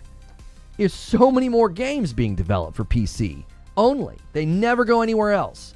Steam's library is ridiculous. It's huge and ever-growing. I accept that console is the driver for development. It's mass market. My system isn't. What do you mean? Well, your system isn't. That's true. But Steam is huge. If you're a shareholder, you target mass market. Okay. Now you're thinking. That's why your position doesn't make sense, Yelgler. A PlayStation CPU bottleneck holds back development. It holds back development. Okay. What holds back development is not the PlayStation 5's CPU bottleneck. What holds back development is what you just said.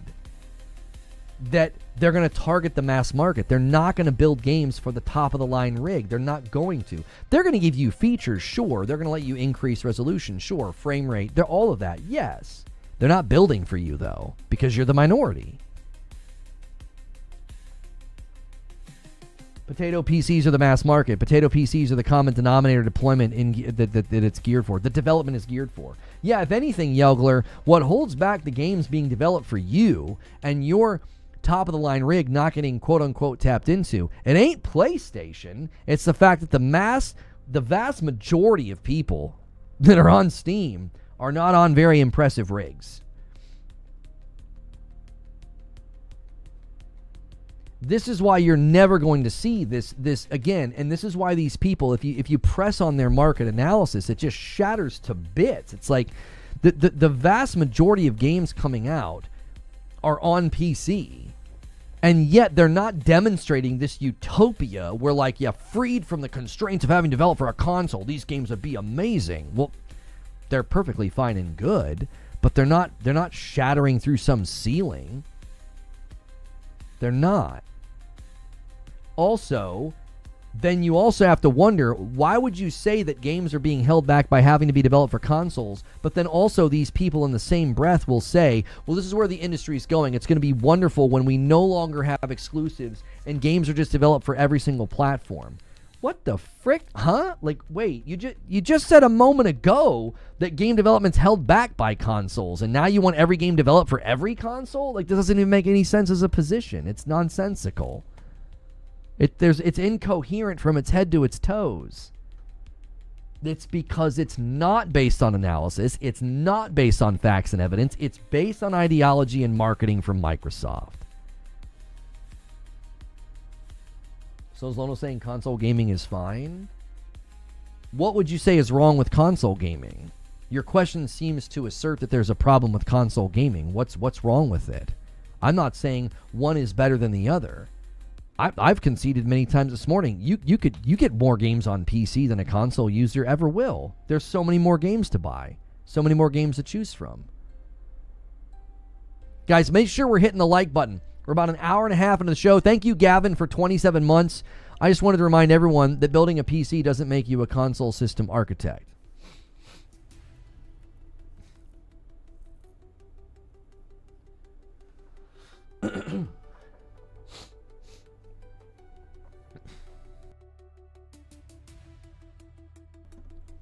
I have all consoles. Okay, that's not the question that I asked you. You asked the question. So is Lono saying console gaming is fine? Yeah. What's wrong with console gaming? Why would me saying that console gaming is fine be questioned? What's wrong with it? Is there a problem with console gaming? Is the question that I've asked you. Is if your conclusion is that I think console gaming is fine, and you're like, he thinks that? Like, why are you shocked that I would think console gaming is fine? What's wrong with it? Is there a problem with it? I don't think there's a problem with console gaming or PC gaming. I've always said you should be extracting as much value as you can out of the market. Go where you feel you can do that. I was pressing against a position that doesn't make any sense. In one breath, it's, no, I don't think Spider-Man 3 would be held back at all if it was developed for the Switch 2, which is an absurd position to take, by the way. Absurd. Demonstrably untrue. If Spider-Man 3 was being developed for the PlayStation 6 and also the Switch 2, we know as a matter of objective fact and reality, it would be held back and it wouldn't be able to do as much. We know this. This is why Spider-Man 2 wasn't on the PS4. Because the PS4 couldn't do some of the new things that they wanted to do. With traversal, with fast travel, with how quickly they wanted you to be able to move from one spot to the next, and rendering all those things, and the lighting and the reflective surfaces. You wouldn't have been able to do any of that on the PS4. You'd have had to restructure all of those elements of traversal and fast travel. So that's objectively not true. And then in the same breath saying, well, but games that are developed for my PC are held back because of the PS5. So Spider-Man 3 wouldn't be held back if it was developed for the Switch 2, but games developed for your PC are held back by the PS5. It's an incoherent position. It doesn't make any sense. It's like... And that's why I said, can you point me to games on PC that do this? That don't have to deal with the shackles of the PlayStation? Where are they? Where are these amazing games that are going to allow you to show off your top of the line rig? Now, sure, you could get a game like Cyberpunk.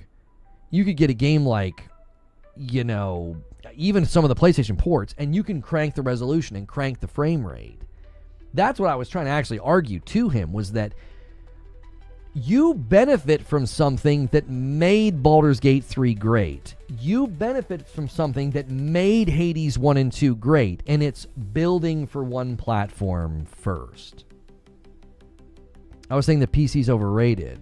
I didn't see you say that. Infinity Nerd, you're having a hard time with this discussion. You asked a question, and you said... Reforge, Lono is saying that console gaming is fine. And I asked you, what's wrong with it? Your question seemed to imply that console gaming was not fine. Now you're saying that you said PC's overrated. I didn't see you say that. I was responding to the literal question that I read out loud to you. I said, you're asking me if I'm saying that console gaming is fine. I'm saying what's wrong with it. You seem to imply there was something wrong with it. Now you're saying the PC's overrated. I didn't see you say that. I don't understand why you would say PC's overrated. I think PC's quite good. What is this?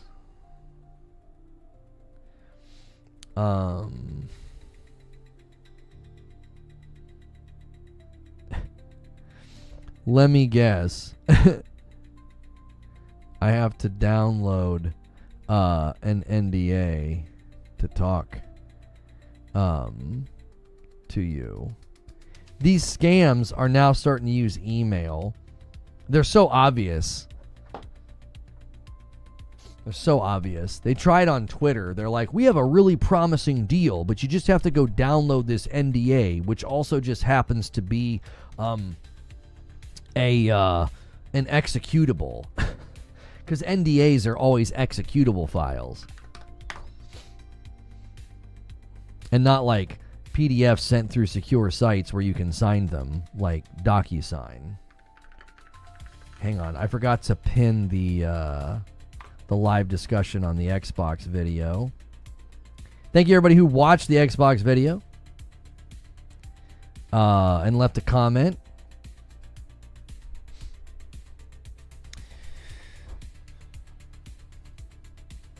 I'm not sure how many titles I played on PS5 that couldn't run to some degree on the PS4. Right, but that's not the question. It's not a matter of could it run to some degree.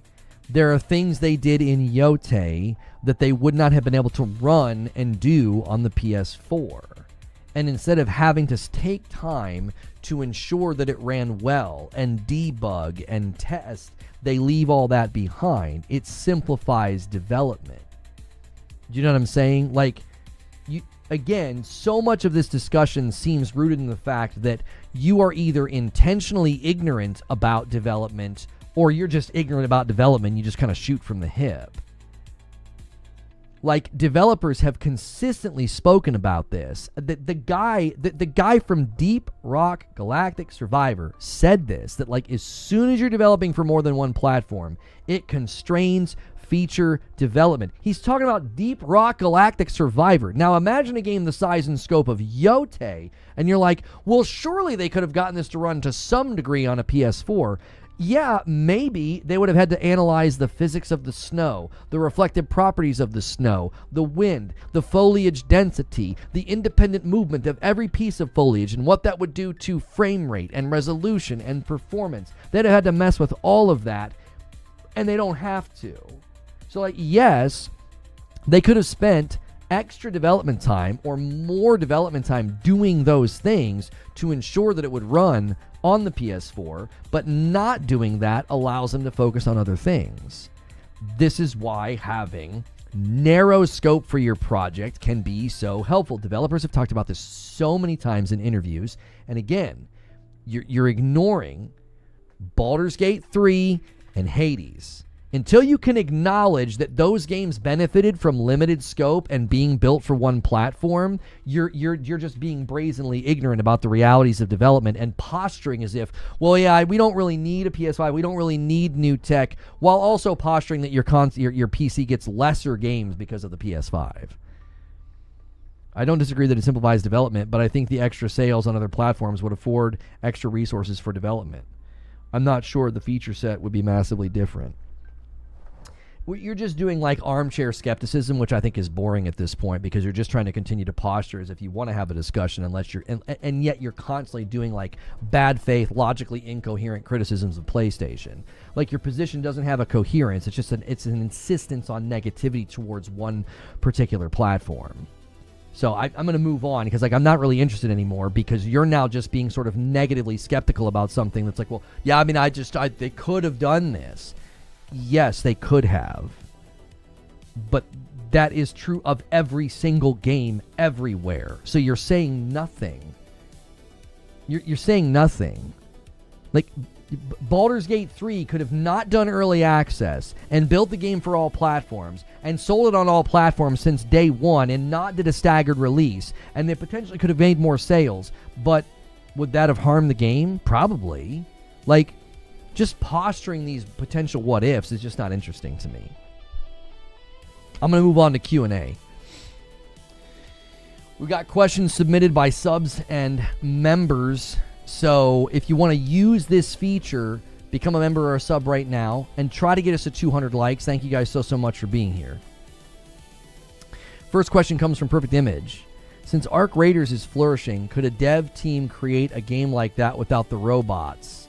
Example like Army, Navy, Air Force. There's not much substance to this question, homie, and it's not on topic.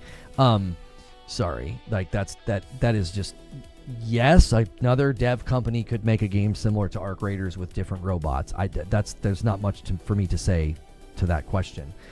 Petrov, do you think a launcher is going to work? Okay, so this is going back to one of the original topics today, which is the cross-buy logo that is showing up, where people are considering what does this mean for PlayStation and their future. The last time they used the cross-buy verbiage was with the PlayStation Vita. I happen to think this is probably related to the alleged PlayStation handheld that is coming out. That's what I believe this is probably related to. Now, in the midst of this theorizing, we have said there could be a launcher. Maybe PlayStation puts a launcher on the PC with the goal. I do not think their goal would be to overtake Steam or rival Steam. I think the goal would be it's a hub for your PlayStation games. So that, let's say in a year and a half, Yote goes to PC, they would say, Yote is going to be exclusive to the launcher for 6 months. And then they make 100% on all those sales instead of revenue splitting with Steam. And then they get you in their ecosystem. You've got an account. You've got your trophies. I've speculated on this launcher before, so this is not like a new idea. And I actually have consistently said I don't think a launcher is a good idea because launchers traditionally haven't gone very well on PC because of Steam. But PlayStation could see it differently in that they want to be able to kind of give people a reason to enter into their ecosystem with an account and trophies. Why would it be handheld related? Good question. So there will potentially be games that you're not going to be able to play on the handheld. They're going to have to leverage this low power mode that PlayStation has been letting people test. If it can't leverage the low power mode, it likely then would not be part of this effort to be cross-buy. They would say no. Also, it could be related to the update that just hit the PlayStation Portal. So PlayStation Now is letting you cloud stream games that you own on the portal. Now, prior to this, you could cloud stream select games in the beta. There was like a cloud stream beta on the PlayStation Portal. And you could do that. Now they're going to let you stream games that you own. So it's possible that somebody could buy the PlayStation Portal and not own a PlayStation, and they could play games on it.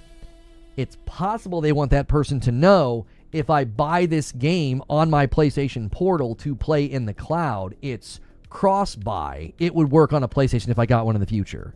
It could be related to that as well.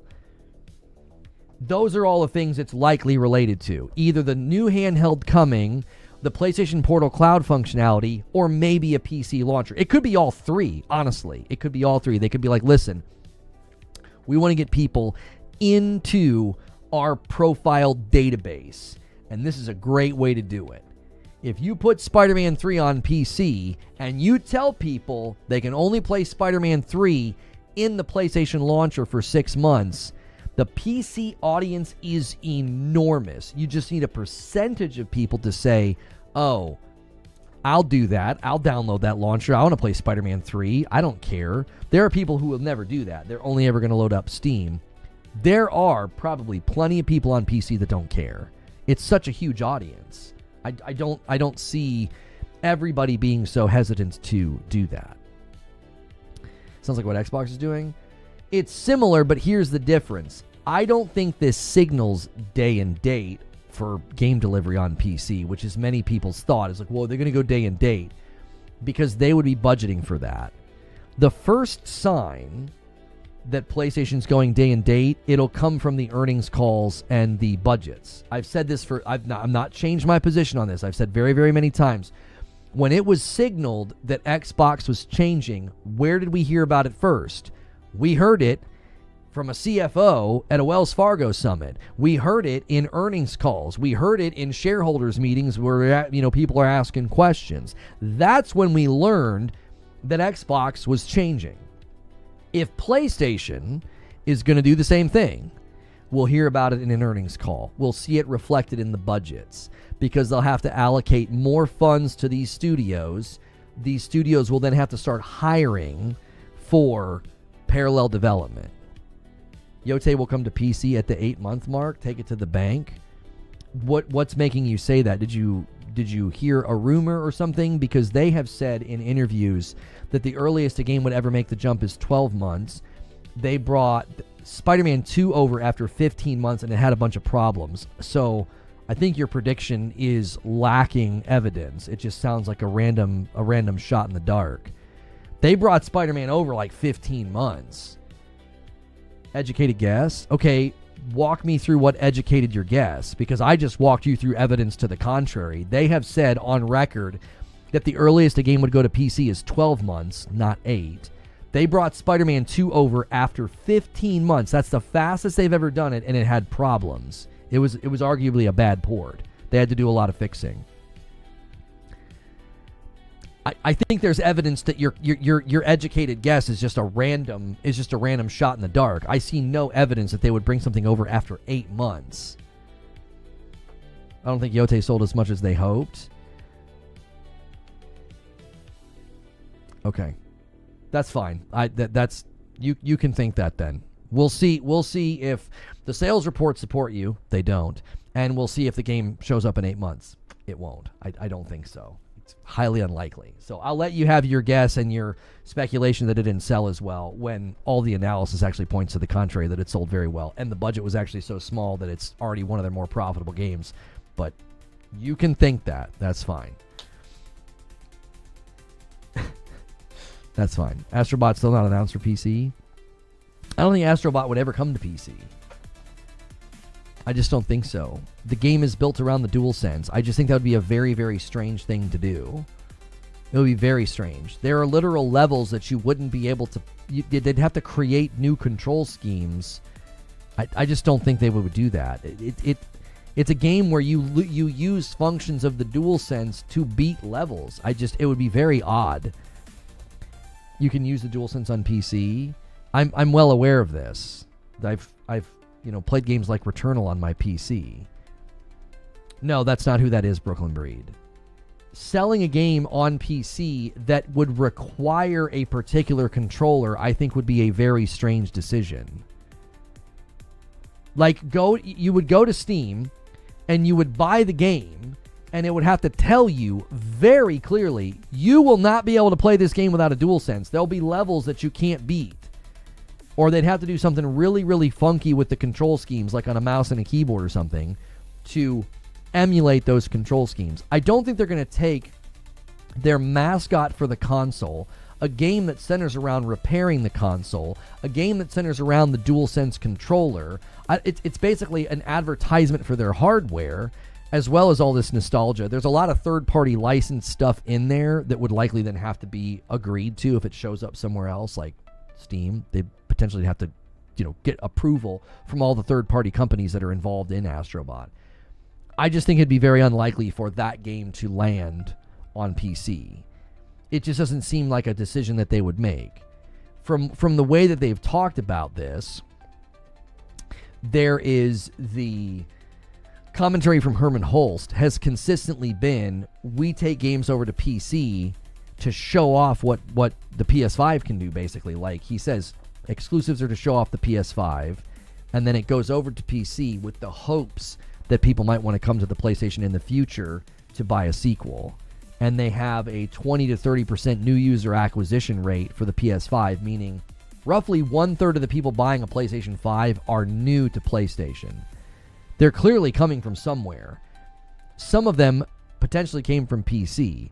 I know this makes the PC guys get really upset. They think that there's no possible way anybody would ever buy a PlayStation if they game on PC.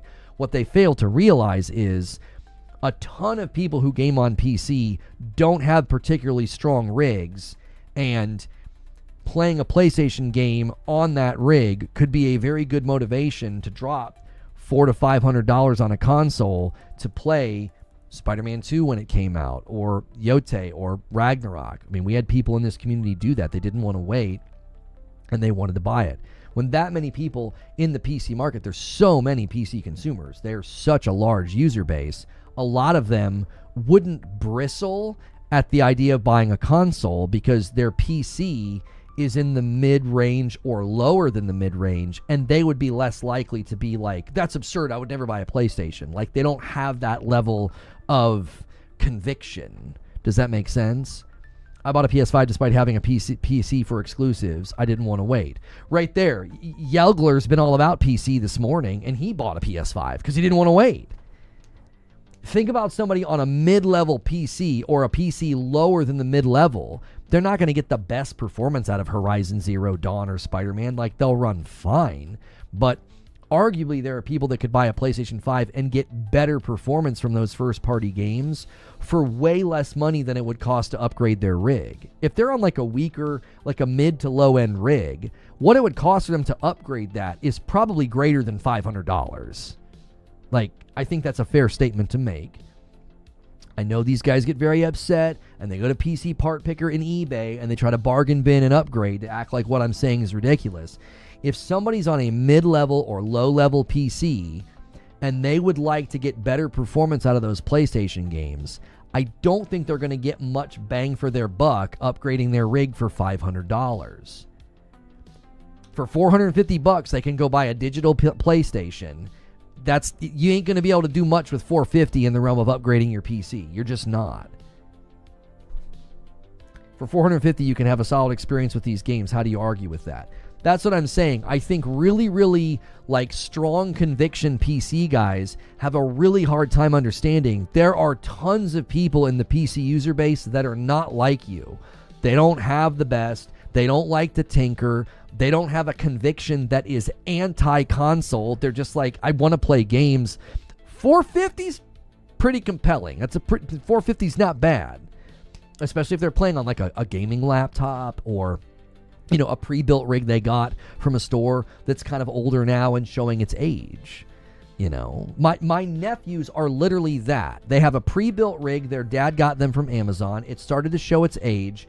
My nephew wanted to play Spider-Man 2. They got a PlayStation 5. Like, it was that simple. It was like, well, $450 and we can get this and we can play these exclusives, or we can go shop for a new PC that's going to be in the thousands.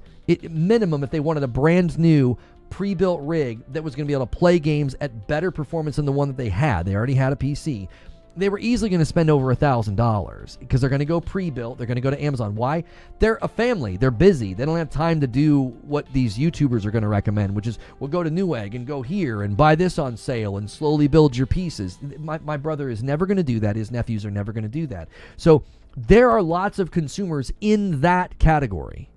There's a lot of them. And this is why PlayStation's strategy with PC is very different than Xbox saying however many years ago, we're going to start shipping games day and date on PC. These are completely different strategies. And I said this earlier, I think the thing that people have forgotten every time this debate comes up is that Xbox is owned by a software company. PlayStation is owned by a hardware company. They have very different strategies, very different outlooks. The investment that Sony has with AMD and Project Amethyst is hardware-centric. They're not going to sabotage that or torpedo that because more sales. Like, that's how people argue. They're like, well, this is where the industry's going. You're going to make more sales if you put your game in more places. And it's like, you have to listen to the way the company talks. Listen to what they project to the shareholders. They're not going to be like, ooh, more sales. We could put Spider-Man 3 day and date everywhere and make more sales. No, they're hardware-centric. And since they're hardware-centric, that's why Herman Hull says, our tentpole titles are meant to show off the PlayStation 5. They're going to say the same thing about the PlayStation 6. Project Amethyst is going to have tech and new cool stuff, and their first-party studios are going to show that off. I prefer to play on PC because I can modify games to my liking. Anytime I find a menu tedious, game startup too long or quality of life things missing, I can mod that. Yes, and that's a very particular type of consumer. You are like, I would label you, and I'm doing this, I'm not doing this in a mean way. You're an enthusiast. You're an enthusiast, and I think you're a small percentage in the market. I think people like you are great. I think people like you, you go to forums and solve problems. So a dum-dum like me is like, why is it flickering? And I go and I'm like, flickering bug in Blick game. And you're like, hey, I figured it out. You go into the config file and you turn this to a -1. Like, guys like you are great, but you're also, I think, a very small slice of the market.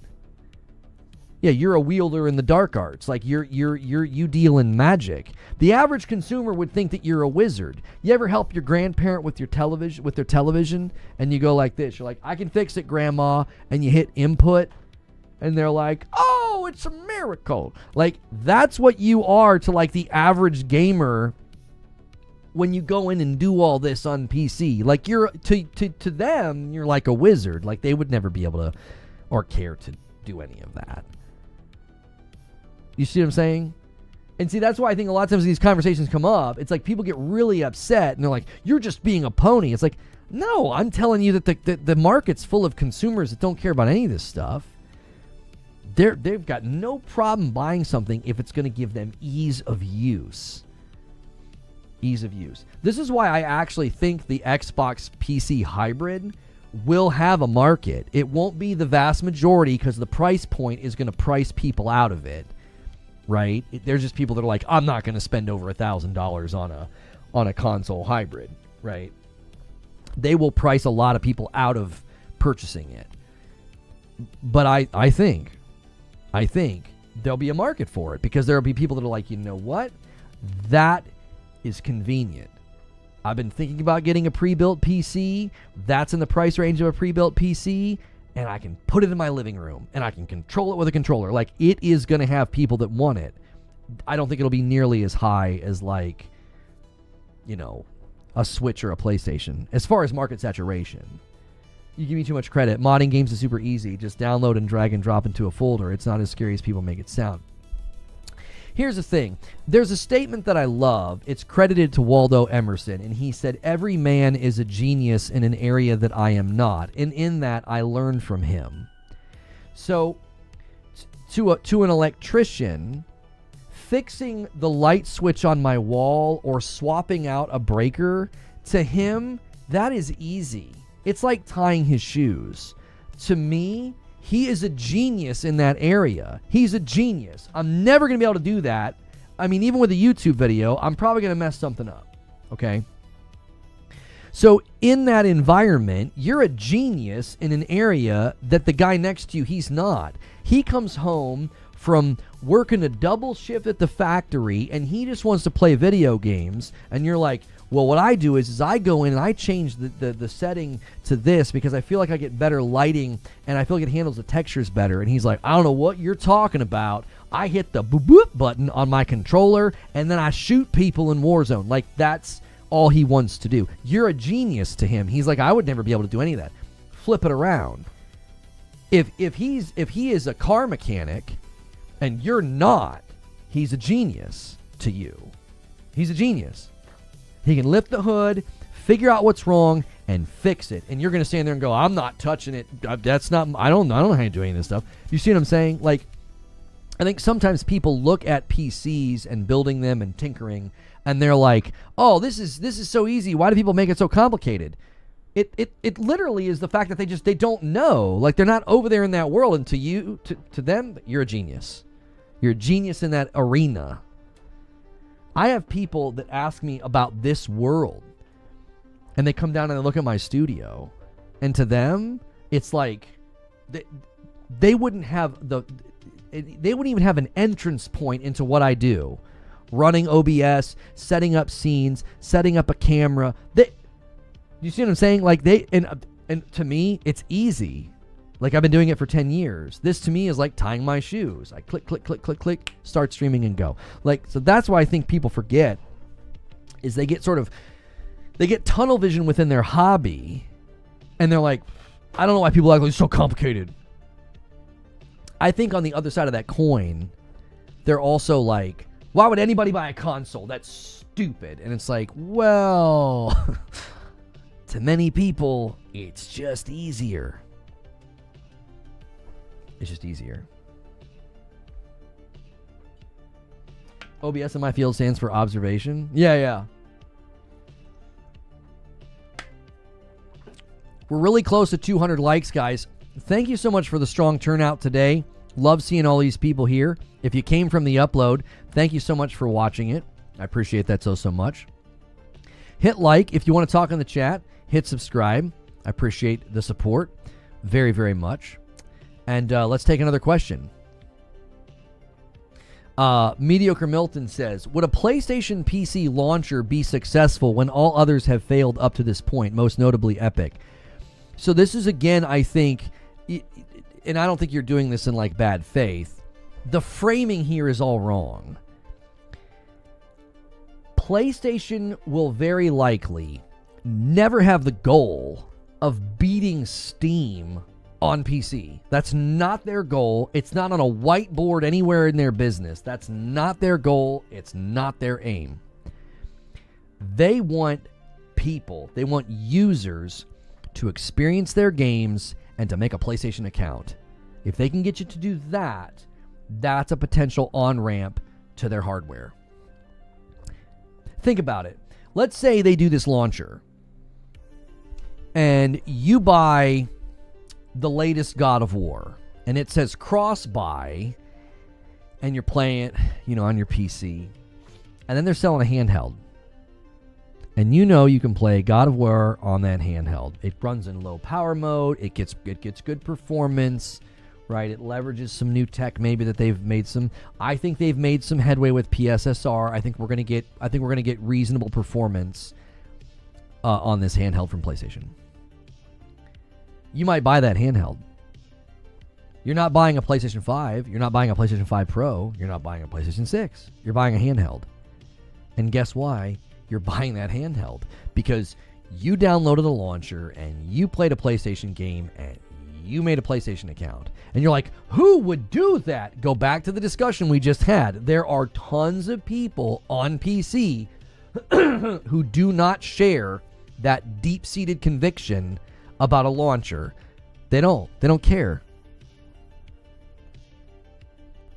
They don't care.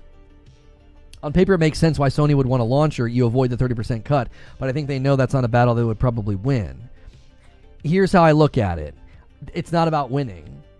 If they put, let's use Ghost of Yotei as an example. Let's say in 18 months, because I think your prediction about 8 months is way off. So let's just go with 18, because I think that's more likely.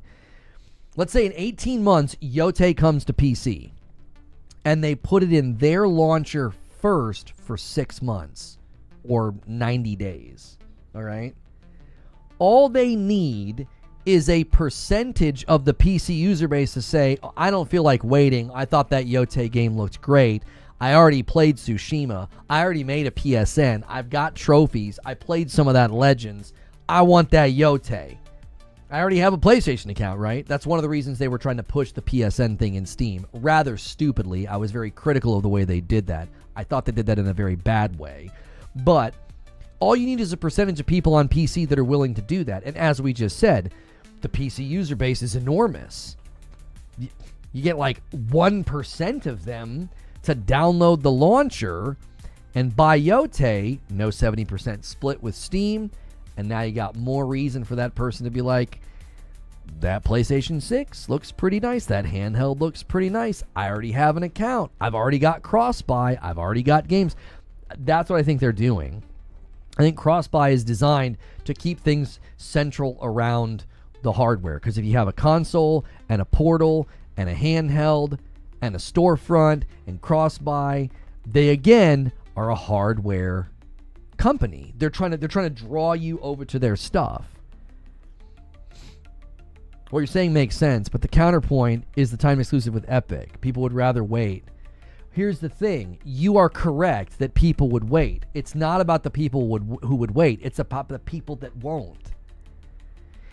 Again, Epic is trying to rival Steam as an alternative launcher. I don't think PlayStation would be trying to do that. PlayStation is trying to get more revenue on the first rush of sales. They would make more money because they're not splitting with Steam, and they're getting users. They're focused on MAUs, right? That's an MAU. That's a monthly active user.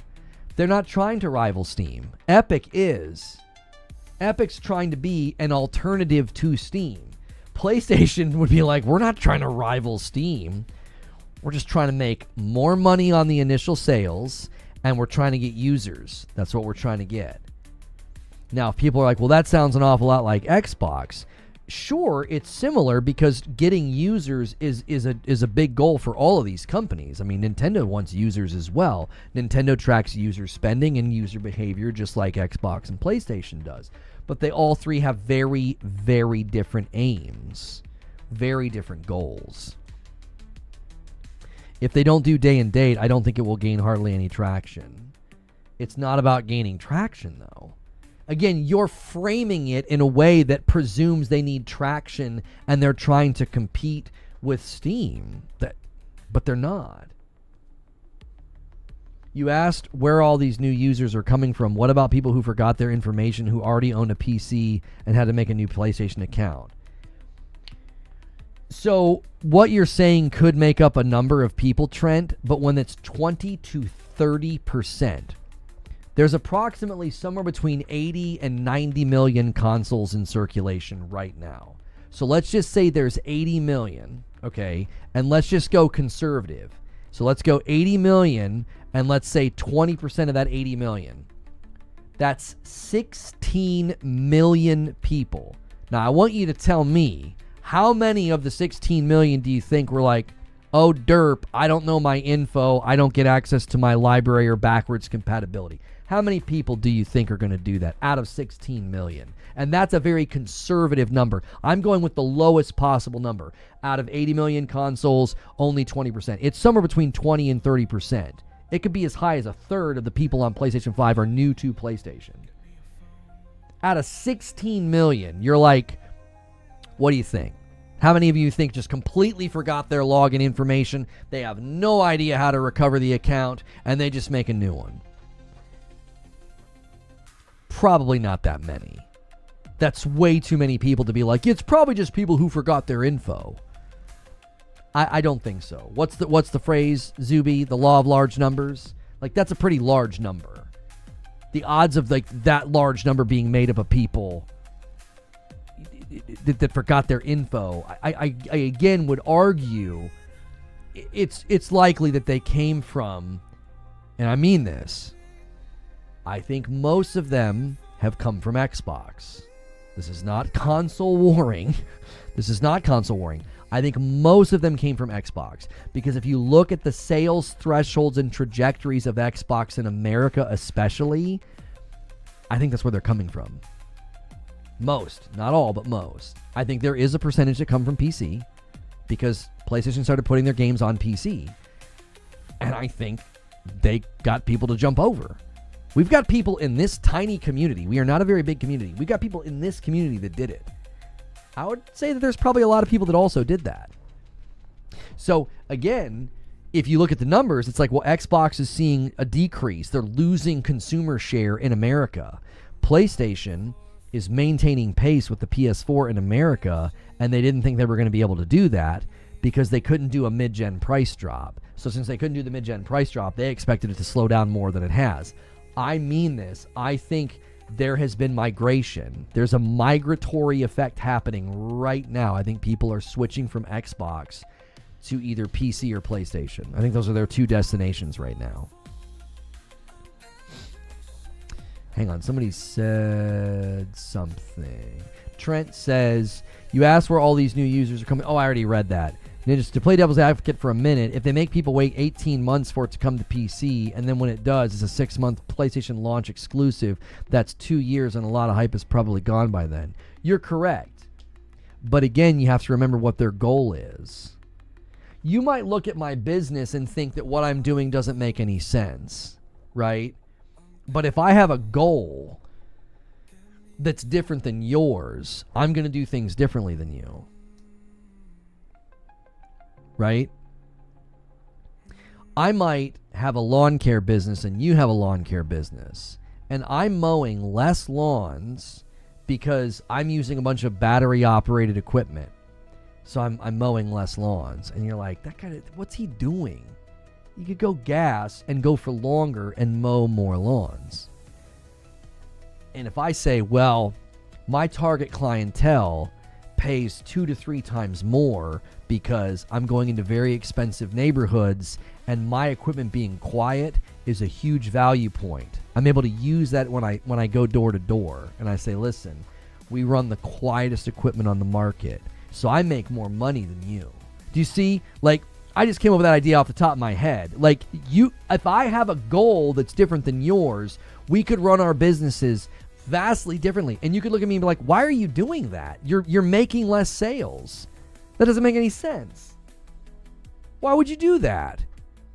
PlayStation's looking at it and saying it's not about quantity of sales. It's about exposing people to our ecosystem and getting a user. They're trying to get a user. They're not trying to make a sale. Does that make sense? I think that's that is the difference, I think. If they were just trying to maximize sales, I think they'd be shoving games to PC way faster. But that's counterproductive because then the quality of the port is bad and then it gets a bad score and then that probably hurts sales anyway.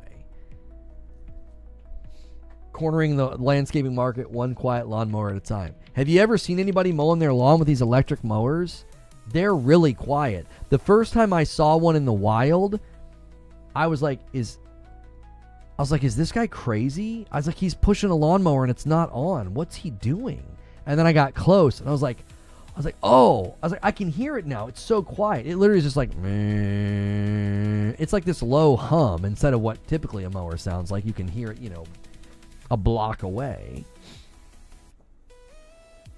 So I just came up with that. I don't know if that would even work as a business principle, but I'm just saying, like, I may be getting better results that are in line with my business goals, and you might look from the outside in and be like, you're making less sales. And they would say, yeah, we're okay with that.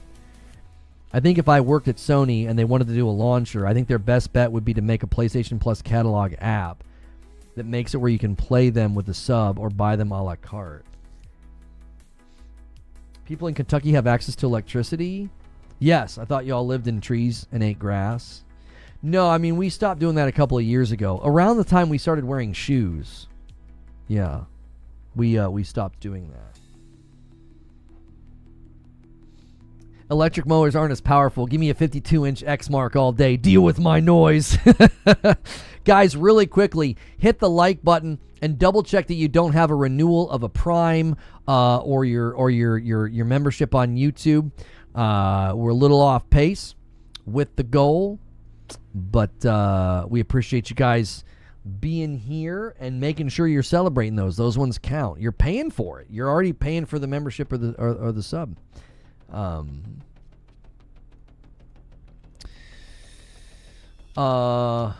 Okay. Let me pull up another question here. Hilly says, will there be a time my Steam version of Returnal will be playable on PS5 without buying another copy? This is where I think that the cross-buy does not apply, Hilly. And the reason is, when you purchased Returnal in Steam, you bought a particular SKU and a particular version. Like, I don't know if they would suddenly retroactively be like, oh yeah, any game you purchased on Steam you now own on PlayStation. I don't think that they would do that. I don't.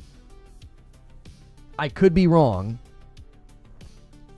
I could be wrong, but I don't think they would do that. I think cross-buy is never going to reach across the aisle into another marketplace. Like what Olditron is saying, cross-buying between two different marketplaces doesn't make sense. Yeah, I kind of agree. Well, no, I really agree. I don't think you're ever going to see cross-buy reaching across into another marketplace. That just doesn't make any sense. Even Xbox doesn't do that. They're not like, oh, you bought it from Steam? Oh, well, you own it here now too. Even Xbox doesn't do that.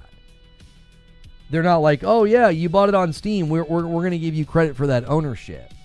Some of that probably gets into really hairy territory because of the way digital ownership even works, right? Like the way digital ownership works, like you have a license and you have a digital license to own and play Returnal with Steam. PlayStation can't grant you a license on their, marketplace. Does that make sense?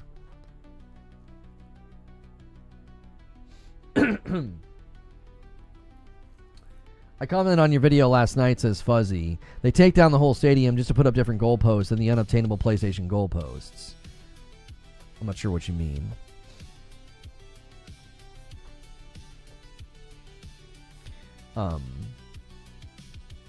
There's no point having your own marketplace if you're incentivizing people to use another one. Yeah, think about what we're saying. So, Hilly, if they did that, they would be encouraging people to buy games in Steam to essentially have two libraries. Do you see how backwards that would be? Well, it makes the most sense to buy a PlayStation game in Steam because you get double the library. You can build a library in Steam and you can build a library in PlayStation. I don't think PlayStation would ever want you doing that. That takes money from them, and it also, moves you away from being sort of central as a user with them.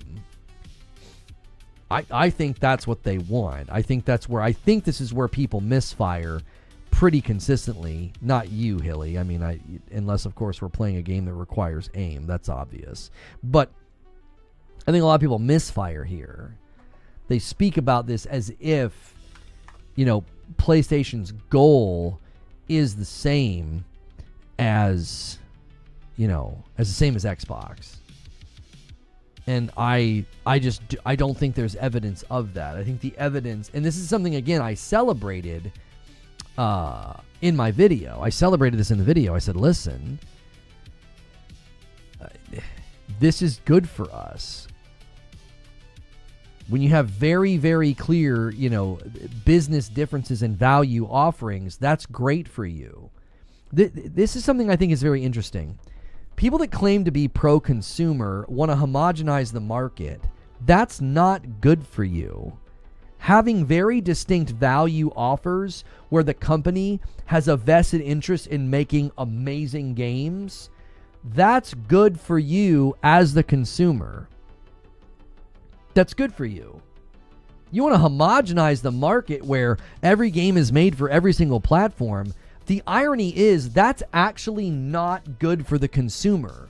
Like, creating ease of access doesn't do that. What's going on? Oh, I might have bumped it out. Give me 1 second.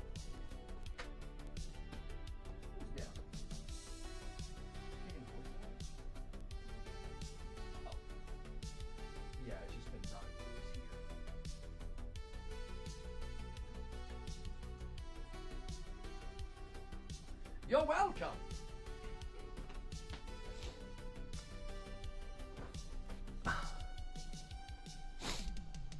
Sorry, the internet cable, the Ethernet cable got bumped out of the router for the television.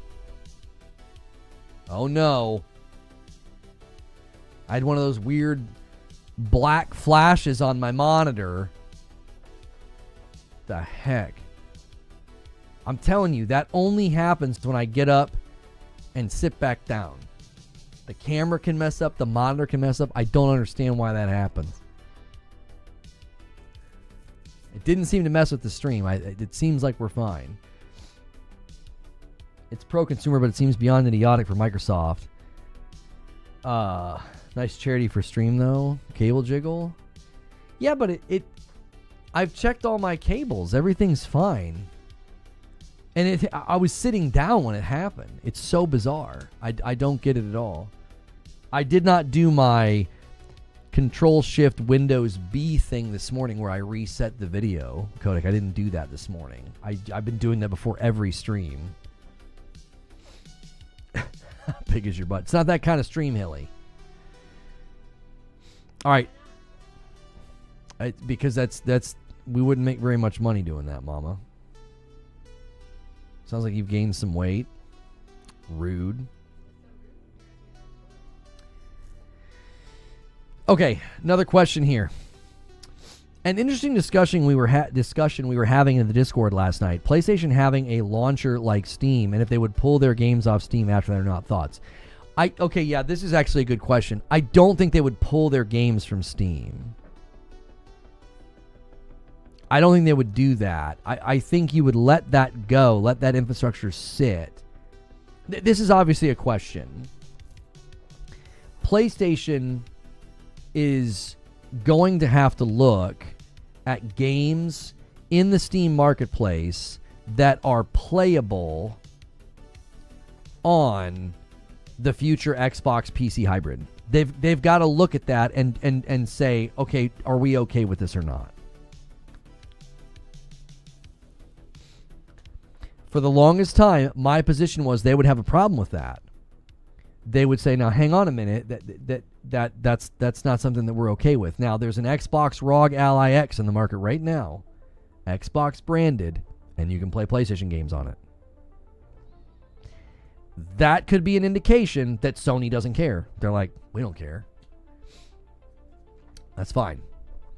Number one, that's a device that's adjacent to what we have. You know, we have a PlayStation Portal, we have a PlayStation 5. We have a PlayStation 5 Pro, but that's not even remotely a threat to what we're doing or trying to do. Does that make sense? Like I don't know if they care. Like I argued that they would care, and it looks like I was wrong. Like I thought, I don't think they'd be okay with that. I feel like they'd have an issue with that. They'd say, hey, that's not okay. We don't want our games playable on something that's labeled an Xbox. They do not care. Now, they might care when you have a device that's a console PC hybrid that can be put into the living room. They may say, now hang on a minute. This is a whole new ballpark here. That's you're now entering our territory. We're a hardware company that focuses on being a gaming piece of tech, a gaming piece of hardware for the living room. Everything's kind of central around the PlayStation being in the living room and having all your stuff. So whether or not you get a Portal or a handheld, or maybe there's a launcher on PC, whatever, and they have cross-buy, I still think everything centers around that console. If I'm correct, I could be wrong here, but if I'm correct and they see that as a conflict, then they may take some sort of action to say, our game should not be playable on that device. I mean, they can region lock a game. You can load up Steam right now and lose access to a game if you're in a region that's been region locked. If they can region lock a game, I certainly think they could do that as well. They could say, yeah, that hardware is the game. Our games need to be grayed out. Given their posture with the Xbox ROG Ally X, I feel like that I was incorrect and that PlayStation will not care. They'll just shrug it off and say, that's fine. That's a $1,200 to $1,500 device. It's basically a PC for the living room. It's not a threat to us at all. If they're selling a PlayStation 6 for, as it's been speculated by the leakers, if they're selling a PlayStation 6 for $600, I think PlayStation shrugs at this device and says, who cares? That's not a concern. It's not a worry. That's nothing. That's a completely different device.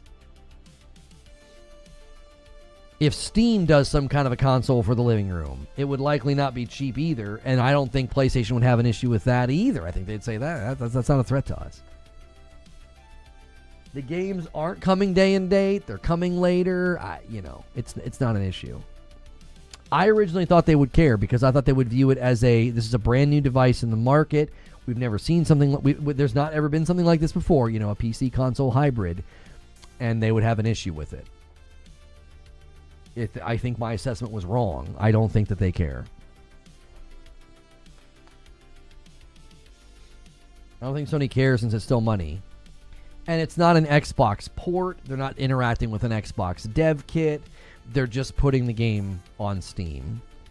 And again, think of it from this perspective.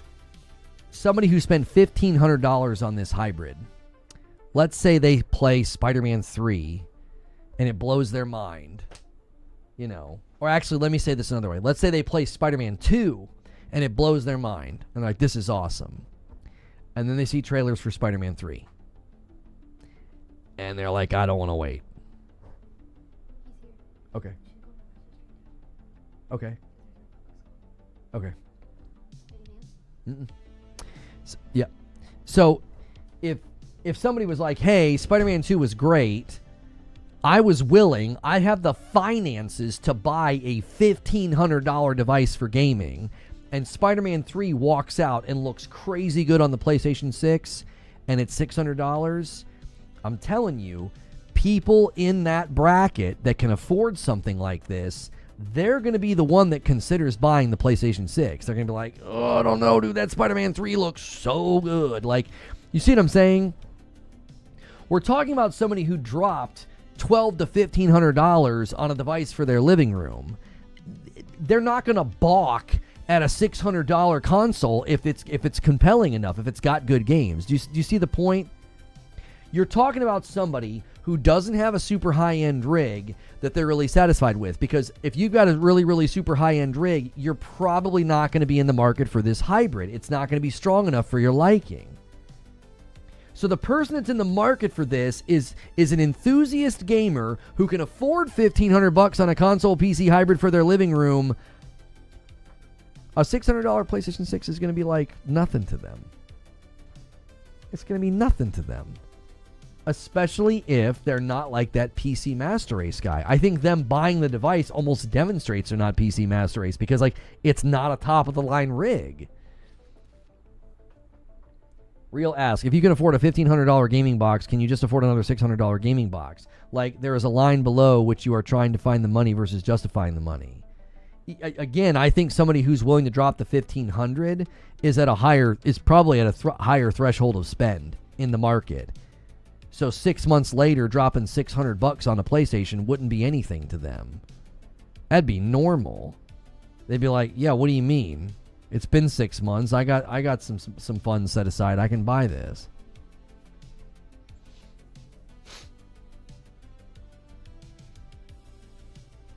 I guarantee they're going to be taking their time with the Spider-Man 3 port, likely 2 years before it drops on PC after the PlayStation release. I'm interested in having both. I can never count myself in the discussion, because as a YouTuber, I'm going to buy both. Like, that's just what I'm going to do. I mean, that's just the nature of things. Like, that's... You know what I'm saying?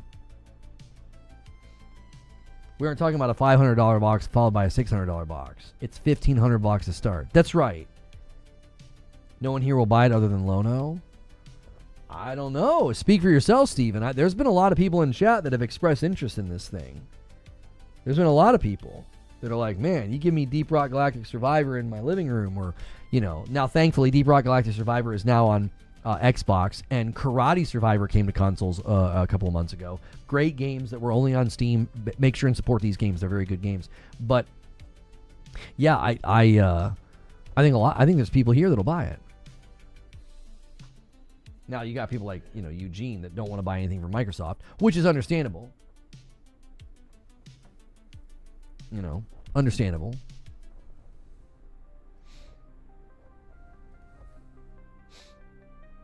I get people wanting to be cross-armed about it. I see the next Xbox as an intro gaming PC for the Xbox base. They will probably be able to access their Xbox collection on a launcher and new games on Steam. After that, just Steam. Yeah. You can play Deep Rock Galactic Survivor on a Steam Deck for half the price. Yeah, I'm not saying that I would buy a $1,500 device for Deep Rock Galactic Survivor. Like, it's one of many games that I've been like, man, I wish I could have this in my living room. Deep Rock Galactic Survivor, Hades 2, Dead Take. There's other games that went viral, like Repo, Schedule 1. You know, there's been a handful of games over the years that, you know, again, get Karate Survivor, Nimrods, which is a really, really cool, you know, Survivor style game with guns. There's been plenty of games. Witchfire, And I'm just scrolling through my Steam library right now. Escape from Duckov. There are so many games you'd be like, oh, I'd have them right now. Those are all on Steam Deck. Okay. Is that my living room, Milton? Milton, listen to what you're saying. I want it on my big screen, brother. But you can do this and get this cable. No. I don't want that. Not only that, Milton, think about what we're saying. I'm listing all of these titles, and then I can get my backwards compatibility. Also, Witchfire is not going to run particularly well on a Steam Deck. It's going to run way better on something like this hybrid. It's going to probably run 60 FPS at a good resolution. That ain't happening on the handheld, on a Steam Deck. Ain't no way Witchfire's getting impressive performance on a Steam Deck. It just isn't. Now, Steam Deck's great for games like Brotato, Karate Survivor, Nimrods, right? For sure. But as far as like consistent performance with 60 FPS and a good resolution, even in games like Repo and Schedule 1, it's probably questionable. Then you get into games like Witchfire, and you're going to run into problems. And then, Deep Rock Galactic Survivor, I wouldn't be surprised if there's some performance issues here and there when you have a lot of stuff on the screen and a lot of the particle effects and the jewels and gems and stuff. A lot of the currency on the ground.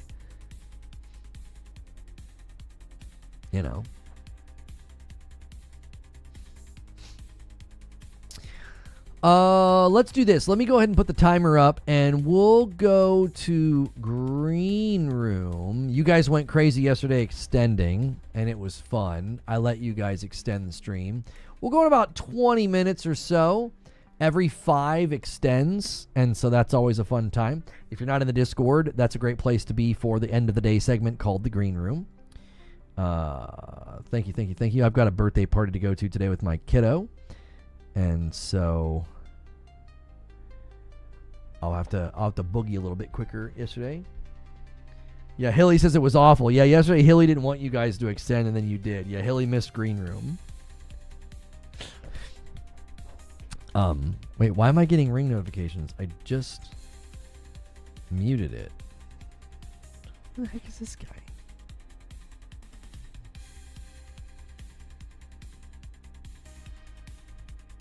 These guys going door to door. I don't know what they're doing. I'm surprised that's even still a thing. I really am. It's the conversion rate's got to be terrible for door to door anything. Drink every time a kid at the party says 6-7. These guys are a little below that. My daughter's group says that stuff. Will you be doing any Arc Raiders streams? I really enjoyed Operation Friendship, and I think it's funny that like more and more people are out there like crusading to be friendly in the game. We get very poor results here when we try to do gameplay. The sub base just responds very negatively to gameplay because it's primarily a talk show. They're subscribing to a podcast that suddenly turns into gameplay. That's how many people kind of view it. So it's just never going to be a mainstay on the channel. I've for 10 years I've been doing content creation, and for 10 years, the minute I depart from the main thing, it tends to not be worth it. So it tends to be more harmful than helpful. So yeah, you got to kind of keep the main thing, and gameplay's never going to be my main thing. Now there are obviously people that use that to criticize and misrepresent me, but calling me a tourist and stuff. I think currently I've rolled credits on 20 games this year and counting. Borderlands is about to be one more, and even a game like Ball Pit, I've got like 15 hours in. Like, I actually play quite a bit of games. I just don't stream them because number one, it's counterproductive, and number two, it's in a time period during the day when I'm usually planning the next day. So specifically what? What do you mean when you're saying specifically? Ghost of Yote was number 2 on sales in North America and Europe. The thing flopped all the way to number 2 on the charts. That's right. Those boys are reeling. They're absolutely reeling. They're coming up with like conspiracy theories now about why You know, why people are saying it sold well, like, it is, it's getting a little wild out there, because Yote did well, and they said that it wouldn't. Have you tried with this game specifically? Yes, we tried just last week. Now, maybe we were competing with all the big streamers, and that's why it didn't go well, but I've tried gameplay with so many games, brother, and it just never goes well. So, I don't do things that aren't in demand because I have very limited time. You know? I have to spend my time... You didn't miss it. It's on the channel. It's a past broadcast. So basically, what I do in the afternoon is I plan the next day and record a video. So if I'm playing a game instead of doing that, I'm eating into my production time for the next day. So I have to be able to really justify that. Like, I have to be able to justify, like, hey, I'm going to play this game instead of planning the next day and recording a video. Like, it's just me. It's like I don't have a, and I've got a producer. So it's just the two of us basically. So I have to use my time very, very carefully. And usually when I'm gaming, it's in like the afternoon or the evening after I'm kind of done planning the next day. So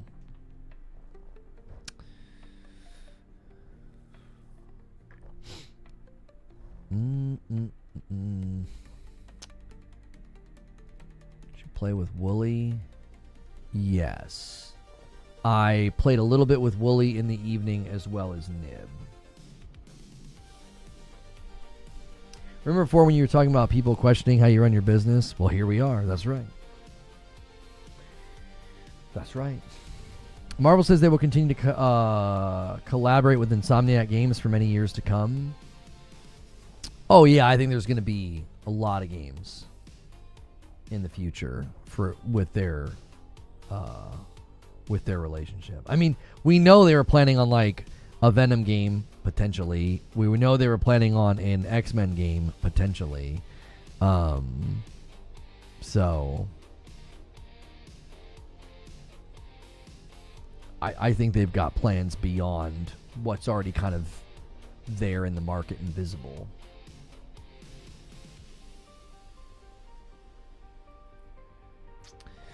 Let's see. Last question in the queue comes from Trey Gaming. What do you think, Lona, do you think the Portal has been sort of a testing ground prototype for what is to come in the future with the new PlayStation handheld? No. I don't think so. It might seem that way, but here's the thing. A remote play device that just got cloud functionality isn't really a prototype for a handheld. Does that make sense? Like, a handheld is a very different animal. The internals are very different. The power, performance, all those things are very, very different. So I don't think it's a prototype at all. Now, internally, yeah, we had the Q Lite, and we all assumed that Q Lite meant there was a Q somewhere, with code names. But code names are always not, that indicative of what's going on.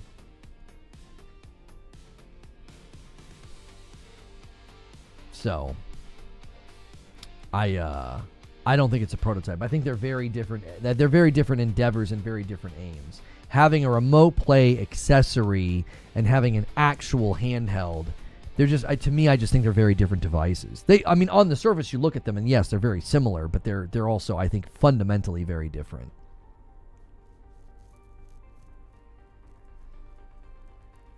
It could be an indicator for demand for portable gaming. I could see that angle, but again, I just wonder if, I think they already had this plan in play, so I don't think they were like, well, let's make sure the Portal does well before we pull trigger on an actual handheld. I think them pushing into doing their actual own handheld has more to do with the fact that there's a growing market of people that game on the go, particularly in the Asian market and Japan. They've always had better saturation with their consoles in like America and Europe. So, they might be looking at this as a great inroad for folks in Japan who don't don't buy their products as much as they do like a Nintendo, for example. Like the Switch 1 saturation in Japan was absurd. So, yeah.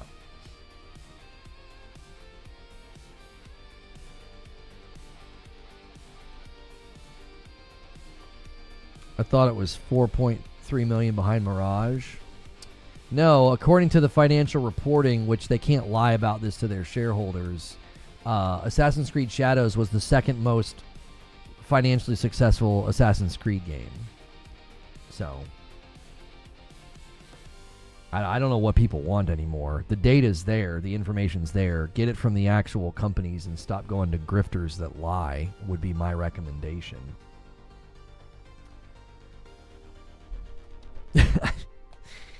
AC Shadows is one of the better selling games this year. It's the second most successful game, second most successful Assassin's Creed game.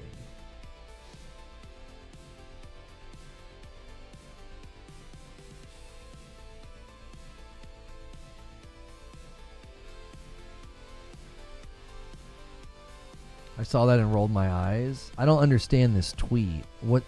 What's he attempting to say?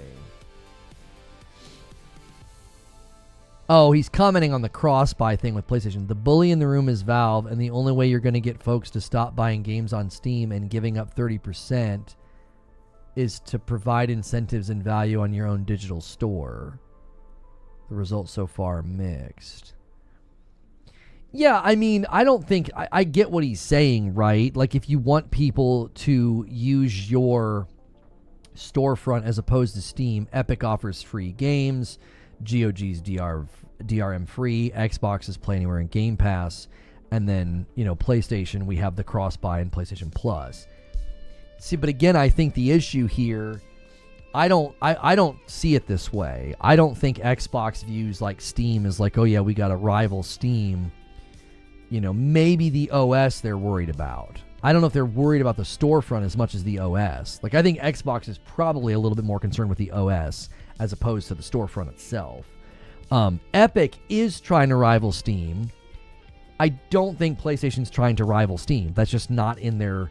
It's not in their purview. It's not in their professional strategy. Do you know what I'm saying? Like, I just don't think so. I think all of these companies view Steam very differently. I think Xbox is, again, probably more concerned with the OS. And then Epic is trying to rival, and they're trying to be a market alternative. I don't think PlayStation's going to try to be a market alternative to Steam. I think that's a misread of the future. I see it differently.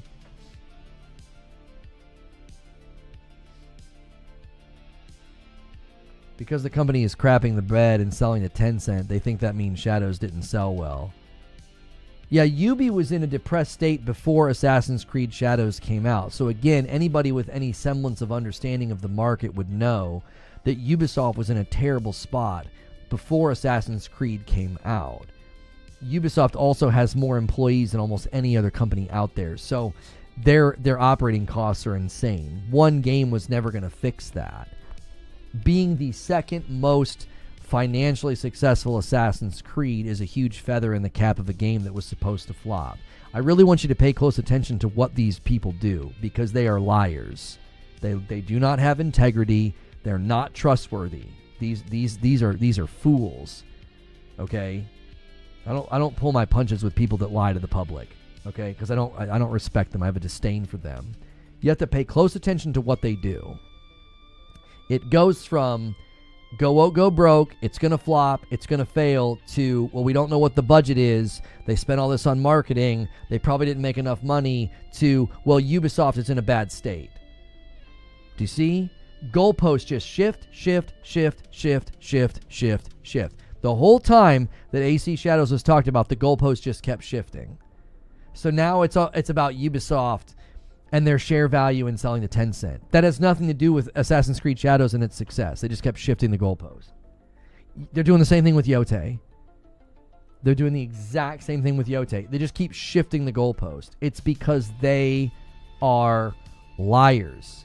Like, the best thing to do is either ignore it or just drown it out with facts. It's undeniable at this point that the predictions people made about these games did not come true. They didn't.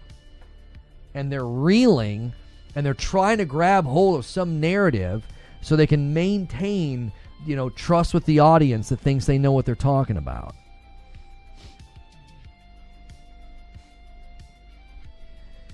The PlayStation launcher would contain PlayStation games only, not third-party storefront like Epic.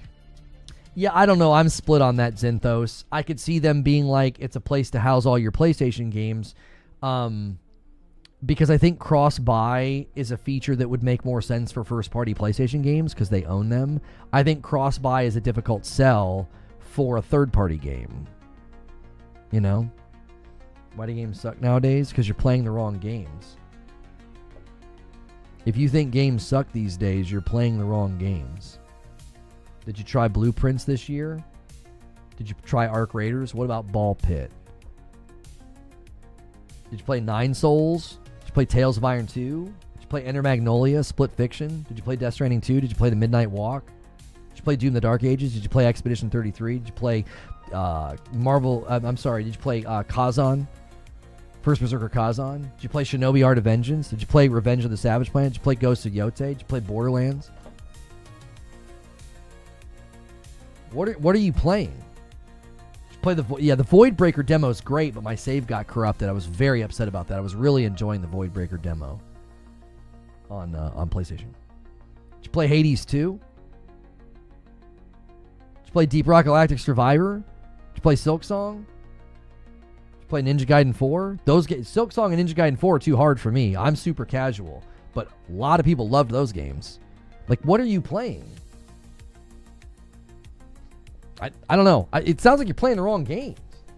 Like, Arc Raiders is crushing it. The Battlefield community seems to be, for the most part, very pleased with Battlefield as well. Like, what, you know what I'm saying? Like, so many games came out this year that people seem to be having a really, really good time with. Like, what games are you playing that you think that, the games suck these days? Like, what are you doing?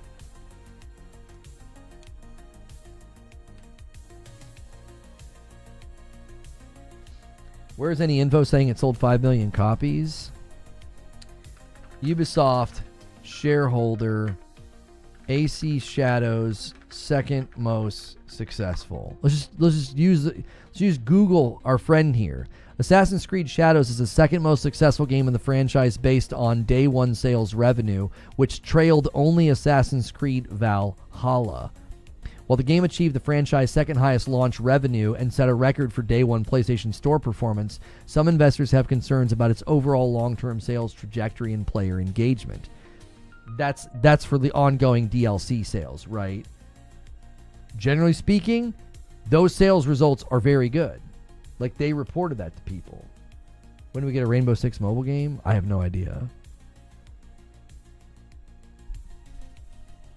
Ubisoft's status as a company and the Tencent investment and their their share value woes, that is a separate issue from Assassin's Creed Shadows. Assassin's Creed Shadows did well. It just did. Now, if they're concerned about like ongoing content purchase, like, it wouldn't surprise me at all if the Tales of Awaji, the DLC or whatever, it wouldn't surprise me at all if the attach rate of that is poor, and that's largely because we're in the last minute, guys. If you want to extend, if not, we're going right to Green Room. I'm not doing stay of execution today because I've got stuff to do. But if you do it, I'll honor it. But you've got a very, very short window here to extend the stream.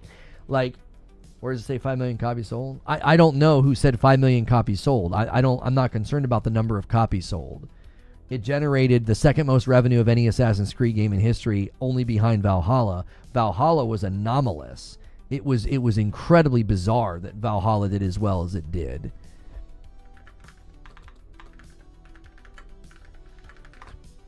Valhalla also released during 2020. COVID literally inflated like everything. Yeah, people are trying to summon a farty bomb. You got 10 seconds. COVID inflated every game sales that year. Like, every game benefited from everybody being stuck at home.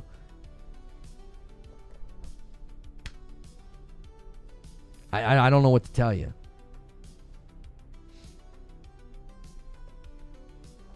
Yeah, it was also a new gen launch. It also sold to a smaller footprint of potential buyers. At the end of 2020, you got to remember what 2020 is. You have a global pandemic, and you're at the end of a generation. So you've got over 100 million PlayStations in circulation that can buy it. Whatever it was, 50 million Xboxes or whatever. Like, you're at the end of a generation. So you have like maximum saturation of consoles. Everybody's stuck at home, and Valhalla did really, really well. And the only Assassin's Creed that generated more revenue in its launch, the only one that did more than AC Shadows was Valhalla. And that's what it took. It took all of those things. AC Shadows did fine. Like, people are obsessing over things. I want you to think about this. They're obsessing over it because they've got to be right. They've convinced everybody that they have power, and if they call something woke and yell about rainbows and women and people of color, that the game will fail and flop. They said it about Split Fiction, and they were wrong. They went after Kingdom Come Deliverance, and they were wrong. They went after Monster Hunter Wilds, and they were wrong. They went after AC Shadows, and then they went after Yote. And they've been wrong every single time. Every single one of these games did perfectly fine. And then as soon as it does well, they move on to the next thing. And now they're trying to scramble. Do you want to know the reason they're scrambling and not moving on? Because they've so consistently got it wrong this year. This is like the last domino to fall. It's like, why would anybody listen to you or trust you? Your audience has to be catching on to the fact that what you're selling them is a bunch of bogus nonsense, and that you're lying.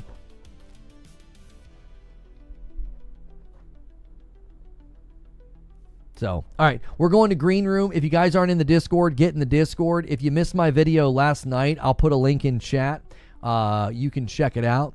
Let me grab that for you. I argue that Xbox is wrong. It's not a very long video, so there's a link in chat. If you can't come to the Discord, check out that video, leave a like, leave a comment, and I'll see you guys tomorrow. Thanks so much.